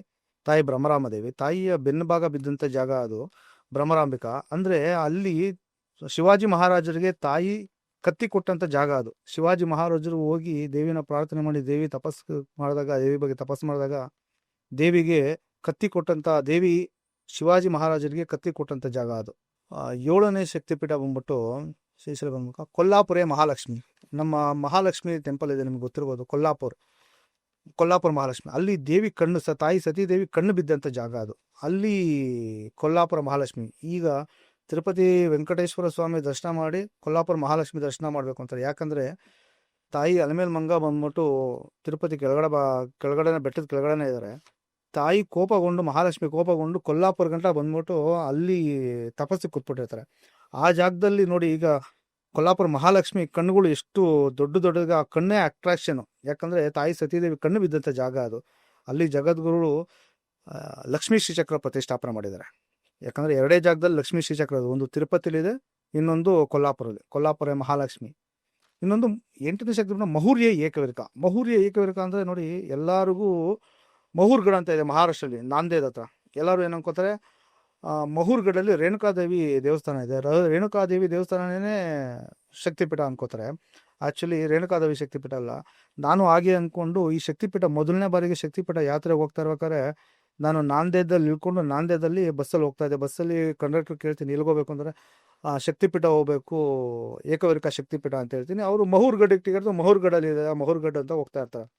ನಾನು ಬಸ್ಸಲ್ಲಿ ನಿದ್ದೆ ಮಾಡ್ಬಿಟ್ಟಿರ್ತೀನಿ. ಒಂದು ಜಾಗದಲ್ಲಿ ನನಗೆ ಎಚ್ಚರ ಆಗೋಗುತ್ತೆ, ಯಾರೋ ಬಂದು ಎಬ್ಬರಿಸ್ದಂಗೆ ಆಗುತ್ತೆ. ಎದ್ದು ನೋಡ್ತೀನಿ, ರೋಡಲ್ಲಿ ಬೋರ್ಡ್ ಕಾಣ್ತಾ ಇದೆ, ಏಕವೀರಕ ಶಕ್ತಿಪೀಠ ಅಂತ ಕಾಣಿಸ್ತು ನನಗೆ. ನೋಡ್ತೀನಿ, ನಾನು ಇದೇ ಶಕ್ತಿಪೀಠಕ್ಕೆ ಹೋಗ್ಬೇಕು ಅಂತ ಹೇಳಿದ ತಕ್ಷಣ ಬಸ್ಸವ್ರು ಅಲ್ಲೇ ಹೇಳ್ತಾರೆ. ಅಲ್ಲಿಂದ ಮೇನ್ ರೋಡಿಂದ ನಡ್ಕೊಂಡು ಹೋಗ್ಬೇಕು, 1 ಕಿಲೋಮೀಟ್ರ್ ನಡ್ಕೊಂಡೆ. ನೋಡಿದ್ರೆ ಅಲ್ಲಿದೆ ಶಕ್ತಿಪೀಠ. ನಾನು ಕೇಳಿದೆ ಆ ದೇವಸ್ಥಾನದವ್ರನ್ನ, ಶಕ್ತಿಪೀಠ ಅಂದಿದ ತಕ್ಷಣ ಅಲ್ಲಿ ಕರ್ಕೊಂಡು ಹೋಗ್ತಾರಲ್ಲ, ಯಾಕೆ ಅಂದರೆ ಇದು ನೋಡಿ ಮಹೂರ್ಗಢ ಅಂದರೆ ಆ ಥರ ಇದೆ ಜಾಗ, ರೇಣುಕಾದೇವಿ ದೇವಸ್ಥಾನ ಇದೆ, ಹಾಗಾಗಿ ಅವರು ಅಲ್ಲಿ ಕರ್ಕೊಂಡು ಹೋಗ್ತಾ ಇದ್ದಾರೆ ನಿಮ್ಮನ್ನು. ಬಟ್ 18 ಶಕ್ತಿಪೀಠದಲ್ಲಿ ಒಂದು ಶಕ್ತಿಪೀಠ, ಏಕವೀರಕ ಶಕ್ತಿಪೀಠ ಇಲ್ಲಿರೋದೇನೆ ಅಂತ ಹೇಳ್ತಾರೆ. ಆಗ ನನಗೆ ನಿಜವೂ ಆ ದೇವ್ರ ಮುಂದೆ ನಿಂತ್ಕೊಂಡು ತುಂಬಾ ಅಳು ಬಂದ್ಬಿಡ್ತು ನನಗೆ. ಯಾಕಂದರೆ ನಾನು ಬಸ್ಸಲ್ಲಿ ಅವಾಗ ಅಲ್ಲಿ ಎಚ್ಚರ ಆಗಿಲ್ಲ ಅಂದಿದ್ದೆ. ಯಾಕಂದರೆ ನಾನು ಶಕ್ತಿಪೀಠ ಯಾತ್ರೆಯಲ್ಲಿದ್ದೆ. ಈ ಶಕ್ತಿಪೀಠ ಯಾತ್ರೆ ಇದ್ದಿದ್ದಕ್ಕೆ ನೋಡಿ, ನನಗೆ ಅವತ್ತು ಏಕವೀರಕ ದೇವಿನೇ ನನಗೆ ಎಬ್ಬರಿಸಿ ಆ ದೇವಸ್ಥಾನಕ್ಕೆ ಕರ್ಕೊಂಡು ಹೋದರು. ತುಂಬ ಚೆನ್ನಾಗಿದೆ ಏಕವೀರಕ ಶಕ್ತಿಪೀಠ. 9ನೇ ಶಕ್ತಿಪೀಠ ಉಜ್ಜಯಿನಿ ಮಹಾಕಾಳಿ ತಾಯಿ. ನಿಮಗೆ ಉಜ್ಜಯಿನಲ್ಲಿ ಮಹಾಕಾಳೇಶ್ವರ ಗೊತ್ತಿರ್ಬೋದು. ಮಹಾಕಾಳೇಶ್ವರ ಜ್ಯೋತಿರ್ಲಿಂಗ ಪ್ಲಸ್ ಉಜ್ಜಯಿನಿ ಮಹಾಕಾಳಿ. ಈ ಕವಿರತ್ನ ಕಾಳಿದಾಸನಿಗೆ ಕೇಳಿದ್ರು, ಕವಿರತ್ನ ಕಾಳಿದಾಸನಿಗೆ ನಾಲ್ಗೆ ಮೇಲೆ ಓಂ ಅಂತ ಬರೆದಂಥ ಜಾಗನೇ ಉಜ್ಜಯಿನಿ ಮಹಾಕಾಳಿ. ದೇವಿ ತಾಯಿ ಸತೀದೇವಿ ತುಟಿ ತುಟಿ ಬಿದ್ದಂಥ ಜಾಗ ಅದು. ತುಂಬ ಚೆನ್ನಾಗಿದೆ. ಫಸ್ಟು ಕಾಳಿ ಅವತಾರ ಆಗಿರ್ತಾರೆ ದೇವಿ, ಉಜ್ಜಯಿನಿ ಮಹಾಕಾಳಿ ಅವತಾರ ಆಗಿರ್ತಾರೆ. ಯಾವಾಗ ಕವಿರತ್ನ ಕಾಳಿದಾಸರಿಗೆ ಓಂ ಬರೀತಾರೋ ಆಗ ದೇವಿ ಶಾಂತಿ ಸ್ವರೂಪರಾಗ್ತಾರೆ. ತುಂಬ ಚೆನ್ನಾಗಿದೆ. ಉಜ್ಜಯಿನಿ ಮಹಾಕಾಳಿ ಪೀಠಿಕ್ಯಾಂ ಪುರಿತ ನೋಡಿ, ಪೀಠಾಪುರಂ ಅಂತ ನೀವು ಕೇಳಿರ್ಬೋದು. ಈಗ ಪವನ್ ಕಲ್ಯಾಣ್ MLA ಆಗಿ ಗೆದ್ದಿದ್ದಾರೆ. ಆ ಜಾಗನ ಪೀಠಾಪುರಂ ಅಂತ ಕರೀತಾರೆ. ಅಲ್ಲಿ ಪುರೋಹಿತಕ ದೇವಿ ಇದ್ದಾರೆ. ದೇವಿಯ ಹಿಂದೆಗಡೆ ತೊಡೆ ಭಾಗ, ಹಿಂದೆ ತೊಡೆ ಬಿದ್ದಂಥ ಜಾಗ, ಅದಕ್ಕೆ ಪೀಠ ಅಂತ ಹೇಳ್ತಾರೆ. ಪೀಠಾಪುರಂ ಅಂತ ಅದಕ್ಕೆ ಹೆಸರು ಬಂದಿದ್ದು. ಪುರೋಹಿತಕ ದೇವಿ ಇದೆ ಅಲ್ಲಿ. ಪುರೋಹಿತಕ ದೇವಿ ಇಂದ್ರನಿಗೆ ಶಾಪ ವಿಮೋಚನೆ ಆದಂಥ ಜಾಗ ಅದು. ಇಂದ್ರನಿಗೆ ಶಾಪ ವಿಮೋಚನೆ ಆದಂಥ ಜಾಗ ಅದು. ತುಂಬ ಚೆನ್ನಾಗಿದೆ ಪೀಠಾಪುರಂ, ಪುರೋಹಿತಕ ದೇವಿ. ಅಲ್ಲೇ ದತ್ತಪೀಠ ಕೂಡ ಇದೆ. ಅಲ್ಲಿ ಫುಲ್ಲು ತುಂಬ ಚೆನ್ನಾಗಿದೆ. ನೆಕ್ಸ್ಟು ಶಕ್ತಿಪೀಠ ಬಂದ್ಬಿಟ್ಟು ಓಡ್ಯಾಣಂ ಗಿರಿಜಾದೇವಿ. ಈ ಓಡ್ಯಾಣಂ ಗಿರಿಜಾದೇವಿ ಅನ್ನೋದು ಬಂದ್ಬಿಟ್ಟು ಒಡಿಸ್ಸಾಲಿದೆ. ಒಡಿಸ್ಸಾಲಿ ಗಿರಿಜಾದೇವಿ ಅಂತ ಹೇಳಿ, ನಾವು ಅಲ್ಲಿರೋರು ಬಿರಿಜಾದೇವಿ ಅಂತ ಕರೀತಾರೆ, ನಾವು ಗಿರಿಜಾದೇವಿ ಅಂತ ಕರಿತಾ ಇರ್ತೀವಿ. ಬಿರಿಜಾ ಎರಡು ಒಂದನೇ. ಅಲ್ಲಿ ತಾಯಿಯ ಹೊಟ್ಟೆ ಮೇಲ್ಭಾಗ ಬಿದ್ದಂಥ ಜಾಗ ಅದು. ಓಡ್ಯಾಣಂ ಗಿರಿಜಾದೇವಿ ಅಂತ ಕರೀತಾರೆ. ಅದು ತುಂಬ ತುಂಬ ಸುಂದರವಾಗಿದೆ ದೇವಸ್ಥಾನ ಕೂಡ. ಇನ್ನೊಂದು ನೆಕ್ಸ್ಟ್ ಶಕ್ತಿಪೀಠ ಬಂದ್ಬಿಟ್ಟು ಮಾಣಿಕ್ಯ ದಕ್ಷವಾಟಿಕೆ. ಅಂದರೆ ದಕ್ಷ ಯಜ್ಞ ನಡೆದಂಥ ಜಾಗ, ದಕ್ಷರಾಜನ ಮಹಾಯಜ್ಞ ನಡೆದಂಥ ಜಾಗ, ತಾಯಿ ಸತೀದೇವಿ ಅಗ್ನಿಗೆ ಆಹುತಿ ಆದಂಥ ಜಾಗನೇ ದ್ರಾಕ್ಷಾರಾಮ್ ಅಂತ ಕರೀತಾ ಇರ್ತಾರೆ. ದ್ರಾಕ್ಷಾರಾಮ್ ಕೂಡ ಪೀಠಾಪುರಮಿಂದ ಸುಮಾರು 40 ಕಿಲೋಮೀಟರ್ ದೂರದಲ್ಲೇ ಇದೆ. ಅಲ್ಲಿ ಮಾಣಿಕ್ಯಾದೇವಿ ಅಂತ ಹೇಳಿ ದೇವಿ ಇದ್ದಾರೆ. ಅಲ್ಲಿ ಜಗದ್ಗುರು ಶಂಕರಾಚಾರ್ಯರು ಶ್ರೀಚಕ್ರ ಪ್ರತಿಷ್ಠಾಪನೆ ಮಾಡಿ ತಾಯಿನ ಅದರ ಶ್ರೀಚಕ್ರ ಮೇಲೆ ಪ್ರತಿಷ್ಠಾಪನೆ ಮಾಡಿದ್ದಾರೆ, ಮಾಣಿಕ್ಯಾದೇವಿ ಶಕ್ತಿಪೀಠ. ಅಲ್ಲಿ ಭೀಮೇಶ್ವರ ಅಂತ ಒಂದು ಸ್ಫಟಿಕಲಿಂಗ, ತುಂಬ ದೊಡ್ಡ ಸ್ಫಟಿಕಲಿಂಗ ಇದೆ ಭೀಮೇಶ್ವರ ಅಂತೇಳಿ. ಆ ಶಕ್ತಿಪೀಠ ಆದಮೇಲೆ ನೆಕ್ಸ್ಟ್ ಶಕ್ತಿಪೀಠ ಬಂದು ಹರಿಕ್ಷೇತ್ರೇ ಕಾಮರೂಪ. ನೋಡಿ, ಹರಿಕ್ಷೇತ್ರೇ ಕಾಮರೂಪ ಅಂದರೆ ಮಾ ಕಾಮಾಖ್ಯ ದೇವಿಯ ಈ ಸಾಯಿ ಸತೀದೇವಿ ಯೋನಿ ಬಿದ್ದಂಥ ಜಾಗ. ಶಕ್ತಿಪೀಠಗಳಲ್ಲಿ ಅತ್ಯಂತ ಶಕ್ತಿಶಾಲಿ ಶಕ್ತಿಪೀಠ ಮಾ ಕಾಮಾಖ್ಯ ದೇವಿ, ಅಸ್ಸಾಮಲ್ಲಿರುವಂಥ ಕಾಮಾಖ್ಯ ದೇವಿ. ಕಾಮಾಖ್ಯ ದೇವಿ ಏನಂದರೆ, ಕಾಮಾಖ್ಯ ದೇವಿ ಶಕ್ತಿ ಸ್ವರೂಪಿ. ಮತ್ತು ಈ ಮಾಟ ಮಂತ್ರ ತಾಂತ್ರಿಕ ವಿದ್ಯೆಗಳು ಅವ್ರಿಗೂ ಗುರುಗಳು ತಾಯಿ ದೇವಿ. ಆ ರೀತಿಯಾಗಿ ಅಲ್ಲಿ ತಾಂತ್ರಿಕ ವಿದ್ಯೆ ನಡೀತಿದೆ, ದಶಮಹಾವಿದ್ಯೆ ನಡೀತದೆ. ತುಂಬ ವಿಶೇಷವಾದಂಥ ಜಾಗ ಅದಂತೂ. ಹೇಳೋದಕ್ಕೆ ಹೇಳ್ತಾ ಹೋದರೆ ಆ ಜಾಗದ ಬಗ್ಗೆ ಹೇಳ್ತಾ ಹೋದರೆ ಎಂಡೇ ಇಲ್ಲ ಅನ್ಕೋತೀನಿ, ಅಷ್ಟೊಂದು ಪವಿತ್ರವಾದಂಥ ಜಾಗ ಅದು. ಒಂದೊಂದು ಮ್ಯಾಜಿಕ್ ಮಿರಾಕಲ್ ನಡೀತಾರಂಥ ಜಾಗ ಅದು, ಮಾ ಕಾಮಾಖ್ಯ ದೇವಿ ದೇವಸ್ಥಾನ. ಹಾಗಾಗಿ ಹರಿಕ್ಷೇತ್ರೇ ಕಾಮರೂಪ ಅಂದರೆ ಆ ದೇವಿ ಹೇಗಿದ್ದಾರೆ ಅಂದರೆ, ಕೆಳಗಡೆ ಸಿಂಹ, ಮೇಲ್ಗಡೆ ಶವಸ್ವರೂಪಿ ಶಿವ, ಶಿವನ ಮೇಲೆ ಕಾಮಾಖ್ಯ ದೇವಿ ಇರ್ತಾಳೆ, 6 ತಲೆ ದೇವಿ ಇರ್ತಾಳೆ. ಹಾಗಾಗಿ ಹರಿಕ್ಷೇತ್ರ ಕಾಮರೂಪಿ ಅಂತೇಳಿ ಆ ದೇವಿನ ಕರೀತಾರೆ. ನೆಕ್ಸ್ಟ್ ಶಕ್ತಿಪೀಠ ಬಂದ್ಬಿಟ್ಟು ಪ್ರಯಾಗೆ ಮಹಾದೇವೇಶ್ವರಿ. ಪ್ರಯಾಗೆ ಮಹಾದೇವೇಶ್ವರಿ ಅಂದರೆ ಈ ಕುಂಭಮೇಳ ನಡೀತಕ್ಕಂಥ ಪ್ರಯಾಗ್ರಾಜ್ ಅದೇ ಜಾಗದಲ್ಲಿದೆ. ಅಲ್ಲಿ ದೇವಿ ಬಲಗೈ ಬೆರಳುಗಳು ಬಿದ್ದಂಥ ಜಾಗ, ಒಂದು ಕುಂಭ ಇದೆ, ಆ ಕುಂಭದಲ್ಲಿ ಬೆರಳುಗಳು ಬಿದ್ದಂಥ ಜಾಗ ಪ್ರಯಾಗೆ ಮಹಾದೇವೇಶ್ವರಿ. ನೋಡಿ, ಆ ಜಾಗದಲ್ಲಿ ಜಗದ್ಗುರು ಶಂಕರಾಚಾರ್ಯರು 4 ಶ್ರೀಚಕ್ರ ಪ್ರತಿಷ್ಠಾಪನೆ ಮಾಡಿದ್ದಾರೆ. ಯಾಕಂದರೆ ಅಲ್ಲಿ ತ್ರಿವೇಣಿ ಸಂಗಮ ಇದೆ, ಗಂಗಾ ಯಮುನಾ ಸರಸ್ವತಿ 3 ನದಿ ಸೇರೋಂಥ ಜಾಗ ಪ್ರಯಾಗ್ರಾಜ್. ನೋಡಿ, ಅದಕ್ಕಾಗಿ ಗಂಗಾ ಶ್ರೀಚಕ್ರ, ಯಮುನಾ ಶ್ರೀಚಕ್ರ, ತಾಯಿ ಸರಸ್ವತಿ ಶ್ರೀಚಕ್ರ ಪ್ಲಸ್ ಮಾಧವೇಶ್ವರಿ ಶ್ರೀಚಕ್ರ, 4 ಶ್ರೀಚಕ್ರನ ಪ್ರತಿಷ್ಠಾಪನೆ ಮಾಡಿ ಅಲ್ಲಿ ದೇವಿಗೆ ಮೂರ್ತಿ ಇಲ್ಲ. ಪ್ರಯಾಗೆ ಮಾಧವೇಶ್ವರಿ ದೇವಿಗೆ ಮೂರ್ತಿ ಇಲ್ಲ. ಅಲ್ಲಿ ಒಂದು ಕೊಳ ಕಾಣಿಸುತ್ತೆ ಅಷ್ಟೇ ನಮಗೆ, ಆ ಕೊಳದಲ್ಲಿ ನೀರಿರುತ್ತೆ, ಆ ನೀರೊಳಗಡೆ ತಾಯಿ ಬೆರಳು ಬಿದ್ದಂಥ ಜಾಗ ಅಂತ ಹೇಳಿ ಕರೆದರು. ಜ್ವಾಲಾಯಂ ವೈಷ್ಣವಿ ದೇವಿ. ನೋಡಿ, ಇದು ಜ್ವಾಲಾಯಂ ವೈಷ್ಣವಿ ದೇವಿ ಅಂದರೆ ಜ್ವಾಲಾಮುಖಿಯಲ್ಲಿ ಜ್ವಾಲೆಯಾಗಿ ಉರಿತಾ ಇರ್ತಾಳೆ. ಮತ್ತು ವೈಷ್ಣೋದೇವಿ, ಕಟ್ರಲ್ಲಿ ವೈಷ್ಣೋದೇವಿ ಇದೆ. ಜ್ವಾಲಾಮುಖಿ ಮತ್ತು ಕಟ್ರಲ್ಲಿ ಅಂತ ವೈಷ್ಣೋದೇವಿ ಎರಡೂ ದರ್ಶನ ಮಾಡಿದ್ರೆ ಒಂದು ಶಕ್ತಿಪೀಠ ಆಗುತ್ತೆ. ಜ್ವಾಲಾಯಂ ವೈಷ್ಣೋದೇವಿ, ಜ್ವಾಲಾಮುಖಿಯಲ್ಲಿ ತಾಯಿ ನಾಲ್ಗೆ ಬಿದ್ದಂಥ ಜಾಗ, ನಾಲ್ಗೆ ಬಿದ್ದಂಥ ಜಾಗದಲ್ಲಿ ಈಗಲೂ ಜ್ವಾಲೆಯಾಗೆ ಉರಿತಾ ಇದ್ದಾಳೆ ದೇವಿ. ತುಂಬ ಜೋರಾಗಿ ಉರಿತಾ ಇತ್ತಂತೆ ಜ್ವಾಲೆ. ಆ ಜಗದ್ಗುರು ಶಂಕರಾಚಾರ್ಯರು ಹೋಗಿ ಅಲ್ಲಿ ಶ್ರೀಚಕ್ರ ಪ್ರತಿಷ್ಠಾಪನೆ, ತಾಯಿಯನ್ನು ತುಂಬ ಶಾಂತ ರೂಪಕ್ಕೆ ಈಗ ತುಂಬ ಚಿಕ್ಕದಾಗಿ ಉರಿತಾ ಇದೆ ಅಲ್ಲಿ ಜ್ವಾಲೆ. ಮತ್ತು ಕಟ್ರಲ್ಲಿ ವೈಷ್ಣೋದೇವಿ, ತುಂಬ ಬೆಟ್ಟದ ಮೇಲೆ ತಾಯಿ ತಲೆ ಬಿದ್ದಂಥ ಜಾಗ ಕಟ್ರ, ಅದನ್ನೇ ವೈಷ್ಣೋದೇವಿ ಅಂತ ಕೇಳ್ತಾರೆ. ಆ ಜಾಗದಲ್ಲಿ ತಾಯಿ ಲಕ್ಷ್ಮಿ, ತಾಯಿ ಸರಸ್ವತಿ ಹಾಗೂ ತಾಯಿ ವೈಷ್ಣೋದೇವಿ 3 ದೇವಿ ಅಲ್ಲಿ ನೆಲೆಸಿದ್ದಾರೆ. ಅಲ್ಲಿ ನೋಡಿ, ಭೈರವನಾಥ ಅಂತ ಒಂದು ಮಂದಿರ ಇದೆ. ವೈಷ್ಣೋದೇವಿಯಿಂದ ಮೇಲ್ಗಡೆ, ಬೆಟ್ಟದ ಮೇಲ್ಗಡೆ 8 ಕಿಲೋಮೀಟರ್ ದೂರದಲ್ಲಿ ಭೈರವನಾಥ ಅಂತ ಇದ್ದಾರೆ. ಎಲ್ಲರೂ ಅಂದ್ಕೊಂಡಿದ್ದಾರೆ ಅದು ಕಾಲಭೈರವ ಅಂತ. ಅದು ಕಾಲಭೈರವ ಅಲ್ಲ. ತಾಯಿ ವೈಷ್ಣೋದೇವಿನ ತುಂಬ ಸುಂದರವಾಗಿದ್ದಾಳೆ ಅಂದ್ಬಿಟ್ಟು ಒಬ್ಬ ಭೈರವನಾಥ, ಅವನು ಕೂಡ ಒಬ್ಬ ಭಕ್ತ. ದೇವಿನ ಅಟ್ಟಿಸ್ಕೊಂಡು ಹೋಗ್ಬೇಕಾದ್ರೆ ತಾಯಿ ಏನು ಮಾಡ್ತಾರೆ, ಬೇಡ ಬೇಡ ಅಂದ್ರೂ ಕೇಳೋದಿಲ್ಲ. ಆಗ ಅವನು ತುಂಬ ವಿಕೋಪಕ್ಕೆ ಹೋದಾಗ ತಾಯಿ ವೈಷ್ಣೋದೇವಿ ಅವನ್ನ ಕತ್ತರಿಸಿ ಆ ಕತ್ತನ್ನು ತುಂಬ ಮೇಲೆತ್ತಕ್ಕೆ ಎಸಿತಾರೆ. ಆಗ ತಲೆ ಹೋಗಿ ಮೇಲ್ಗಡೆ ಬೀಳುತ್ತೆ. ಆ ಜಾಗನ ಭೈರವನಾಥ ಅಂತ ಕರೀತಾರೆ. ಭೈರವನಾಥ ತನ್ನ ತಪ್ಪು ಅರಿವಿನ ಕೇಳಿ, ಕ್ಷಮೆ ಕೇಳಿ ತಾಯಿ ಹತ್ರ ನನ್ನ ಮನ್ನಿಸು ಅಂತ ಕೇಳಿದಾಗ ದೇವಿನ ವರ ಕೇಳ್ತಾನೆ. ವರ ಕೇಳಿದಾಗ ತಾಯಿ ವೈಷ್ಣೋದೇವಿ ವರ ಕೊಡ್ತಾರೆ, ನನ್ನ ದರ್ಶನ ಮಾಡಿ ನಂತರ ನಿನ್ನ ದರ್ಶನ ಮಾಡಿದ್ರೇ ವೈಷ್ಣೋದೇವಿ ಯಾತ್ರೆ ಮುಗಿಯೋದು, ಇಲ್ಲ ಅಂದರೆ ಯಾವುದೇ ಕಾರಣಕ್ಕೂ ವೈಷ್ಣೋದೇವಿ ಯಾತ್ರೆ ಮುಗಿಯಲ್ಲ ಅಂತೇಳಿ ಭೈರವನಾಥನ ವರ ಕೊಡ್ತಾರೆ. ಈಗಲೂ ಅಷ್ಟೇ, ವೈಷ್ಣೋದೇವಿ ದರ್ಶನ ಮಾಡಿ ನಂತರ ಭೈರವನಾಥ ದರ್ಶನ ಮಾಡಿದ್ರೇ ವೈಷ್ಣೋದೇವಿ ಯಾತ್ರೆ ಸಂಪೂರ್ಣ ಆಗೋದು. ಆ ವೈಷ್ಣೋದೇವಿ ಯಾತ್ರೆ, ಶಕ್ತಿಪೀಠ ಯಾತ್ರೆ ಅಂತ ಹೋದಾಗ ನೀವು ವೈಷ್ಣೋದೇವಿ, ಜ್ವಾಲಾಮುಖಿ ಎರಡೂ ನೋಡಿದ್ರೇ ಒಂದು ಶಕ್ತಿಪೀಠ ಆಗೋದು, ಜ್ವಾಲಾಯಂ ವೈಷ್ಣೋದೇವಿ. ನೆಕ್ಸ್ಟು ಗಯಾ ಮಂಗಳ ಗೌರಿ ಅಂತೇಳಿ. ಇದು ನೋಡಿ, ಗಯಾ ಈಗ ಬಿಹಾರದಲ್ಲಿದೆ. ಗಯಾ ಅನ್ನೋದು ವಿಷ್ಣುಪಾದ ಇದೆಯಲ್ಲ, ಅದೇ ಜಾಗದಲ್ಲಿ, ಅಲ್ಲಿಂದ ಒಂದು ವಿಷ್ಣುಪಾದ ಟೆಂಪಲಿಂದ ಒಂದು 5 ಕಿಲೋಮೀಟರ್ ದೂರದಲ್ಲಿ ಗಯಾ ಮಂಗಳ ಗೌರಿ ಅಂತ ಇದೆ. ಅದು ತುಂಬ ಶಕ್ತಿಪೀಠ. ಅದು ತಾಯಿ ಎದೆ ಬಿದ್ದಂಥ ಜಾಗ. ಅದು ಗಯಾ ಮಂಗಳ ಗೌರಿ ತಾಯಿ ಎದೆ ಬಿದ್ದಂಥ ಜಾಗ. ಅಲ್ಲಿ ಈಗಲೂ ಕೂಡ ಬಲಿ ಪೂಜೆ ನಡೀತದೆ. ಆಗಿನ ಕಾಲದಲ್ಲಿ ನರಬಲಿ ನಡೀತಿತ್ತು. ಬರ್ತಾ ಬರ್ತಾ ಜಗದ್ಗುರು ಶಂಕರಾಚಾರ್ಯ ಬಂದಮೇಲೆ ನರಬಲಿ ನಿಲ್ಲಿಸಿ ದೇವಿಗೆ ತುಂಬ ಶಾಂತ ಸ್ವರೂಪಿಯಾಗ್ತಾ ಇರ್ತಾರೆ. ಆದರೂ ಶಂಕರಾಚಾರ್ಯರ ಕಾಲ ಮುಗಿದ ಮೇಲೆ ಜನಗಳು ಏನು ಮಾಡಿದ್ರು ಅಂದರೆ ಈಗೂ ದೇವಿನ ಬಲಿ ಕೊಟ್ಕೊಂಡೇ ಬರ್ತಾ ಇದ್ದಾರೆ. ಗಯಾ ಮಂಗಳ ಗೌರಿ ಅಂತೇಳಿ ತುಂಬ ಅತ್ಯಂತ ಶಕ್ತಿಶಾಲಿ ಶಕ್ತಿಪೀಠ ಅದು. ನೆಕ್ಸ್ಟು ವಾರಣಾಸಿ ಅಂತೂ ವಿಶಾಲಾಕ್ಷಿ. ಅಂದರೆ ಈ ವಾರಣಾಸಿಲಿ ಕಾಶಿ ವಿಶ್ವನಾಥ ಮಂದಿರದಿಂದ ಸ್ವಲ್ಪ ಮುಂದೆ ಹೋದರೆ ವಿಶಾಲಾಕ್ಷಿ ಮಂದಿರ ಅಂತ ಇದೆ. ತಾಯಿಯ ಎಡಗೈ ಭುಜ ಬಿದ್ದಂಥ ಜಾಗ ಅದು ಗಯಾ ವಿಶಾಲಾಕ್ಷಿ ದೇವಿ. ತಾಯಿ ವಿಶಾಲಾಕ್ಷಿ ತುಂಬ ಅತಿ ಸುಂದರವಾಗಿ ಕಾಣ್ತಾ ಇದ್ದಾರೆ.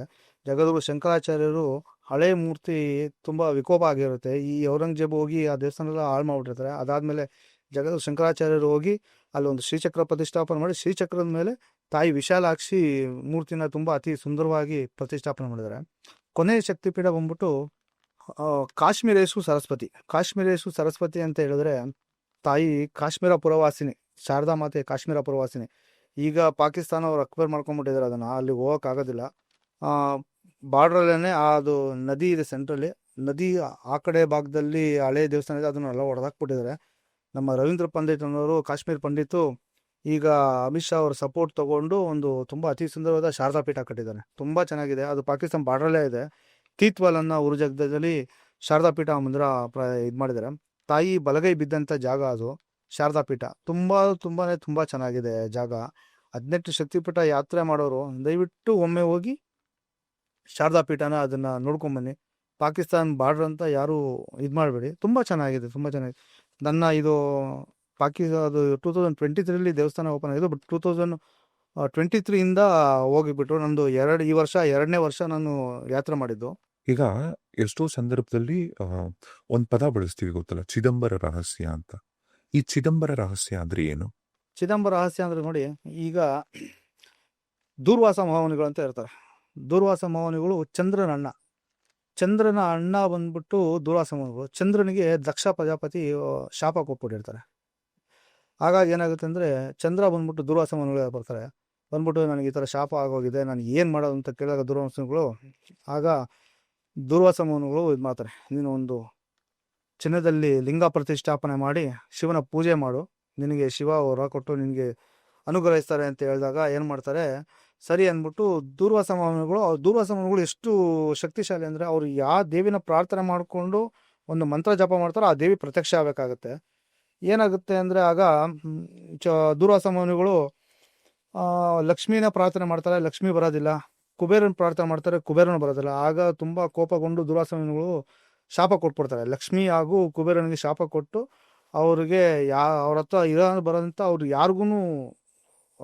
ಯಾರಿಗೆ ಹೊರ ಕೊಟ್ಟಿದ್ರು ಚಿನ್ನ ಬರಬಾರ್ದು, ನಾಣ್ಯ ಬರಬಾರ್ದು, ಆ ಥರ ಒಂದು ಶಾಪ ಕೊಟ್ಬಿಡ್ತಾರೆ. ಆಗ ತಾಯಿ ಲಕ್ಷ್ಮಿ ಹಾಗೂ ಕುಬೇರ ಶಿವನ ಬಳಿ ಹೋಗಿ ಪ್ರಾರ್ಥನೆ ಮಾಡಿಕೊಂಡಾಗ ಶಾಪ ವಿಮೋಚನೆಯಾಗಿ ಚಿದಂಬರಂಗೆ ಹೋಗಿ, ಚಿದಂಬರಮಲ್ಲಿ ಆಕಾಶ ತತ್ವ ಲಿಂಗ ಇದೆ, ಅಲ್ಲಿ ಶಿವನ ಧ್ಯಾನ ಮಾಡಿ ಶಿವನ ಪೂಜೆ ಮಾಡ್ತಾರೆ. ಆಗ ಸ್ವರ್ಣಾಕರ್ಷ ಭೈರವೇಶ್ವರ ಉತ್ಪತ್ತಿ ಆಗ್ತಾರೆ. ಸ್ವರ್ಣಾಕರ್ಷಣ ಭೈರವೇಶ್ವರರು ಕಾಲಭೈರವೇಶ್ವರ, ಸ್ವರ್ಣಾಕರ್ಷಣ ಭೈರವೇಶ್ವರ ಅವತಾರ ತಾಳಿ ತಾಯಿ ಲಕ್ಷ್ಮಿ ಹಾಗೂ ಕುಬೇರನಿಗೆ ಚಿನ್ನದ ವರಗಳನ್ನು ಕೊಡ್ತಾರೆ. ಚಿನ್ನದ ವರಗಳು ಕೊಟ್ಟಾಗ ಅವ್ರ ಶಾಪ ವಿಮೋಚನೆ ಆಗುತ್ತೆ. ಆಗ ತಮ್ಮ ತಪ್ಪನ್ನು ಅರಿತುಕೊಂಡು ದುರ್ವಾಸ ಮಹಾಮುನಿಗಳಿಗೆ ಕುಬೇರ ಮತ್ತು ತಾಯಿ ಮಹಾಲಕ್ಷ್ಮಿ ಚಿನ್ನದ ಲಿಂಗನ ಮಾಡಿಕೊಡ್ತಾರೆ. ಅವ್ರು ಲಿಂಗ ಮಾಡಿಕೊಟ್ಟಾಗ ಆ ಲಿಂಗನ ಸೌರಾಷ್ಟ್ರ ಸೋಮನಾಥಂಚ ಅಂದರೆ, ಈಗ ಏನಿದೆ ಸೋಮನಾಥ್ ಜ್ಯೋತಿರ್ಲಿಂಗ, ಮೊದಲನೇ ಜ್ಯೋತಿರ್ಲಿಂಗ, ಆ ಜ್ಯೋತಿರ್ಲಿಂಗನ ಪ್ರತಿಷ್ಠಾಪನೆ ಮಾಡಿದ್ದು ಚಿನ್ನದ ಲಿಂಗನ ಪ್ರತಿಷ್ಠಾಪನೆ ಮಾಡ್ತಾರೆ ಪರಮಾತ್ಮ ಚಂದ್ರದೇವ. ಹಾಗಾಗಿ ಈ ಚಿದಂಬರ ರಹಸ್ಯ ಅಂದರೆ ಏನು ಅಂದರೆ ಅಲ್ಲಿ ಇರೋಂಥ ಸ್ವರ್ಣಾಕರ್ಷಣ ಭೈರವೇಶ್ವರ. ನೀವು ಚಿದಂಬರಂಗೆ ಹೋದಾಗ ನಿಮಗೆ ಕಾಲಭೈರವೇಶ್ವರ ಕಾಣೋದಿಲ್ಲ. ಅಲ್ಲಿ ಗರ್ಭದ ಗುಡಿ ಒಳಗಡೆ ಇಟ್ಟಿರ್ತಾರೆ. ಪ್ರತಿ ತಿಂಗಳು ಕಾಲಾಷ್ಟಮಿ ಬರುತ್ತೆ. ಕಾಲಾಷ್ಟಮಿ ದಿನ ಮಾತ್ರ ಕಾಲಭೈರವೇಶ್ವರ 3 ದಿನ ಆಚೆ ತೊಗೊಂಬರ್ತಾರೆ. ಆಚೆ ತೊಗೊಂಬಂದ್ಬಿಟ್ಟು ಬೆಳಗ್ಗೆ ಒಂದು ಟೈಮ್ ಅಭಿಷೇಕ, ತಿರ್ಗಾ ಸಂಜೆ ಒಂದು ಟೈಮ್ ಅಭಿಷೇಕ, 2 ಟೈಮ್ ಅಭಿಷೇಕ ಮಾಡ್ತಾರೆ.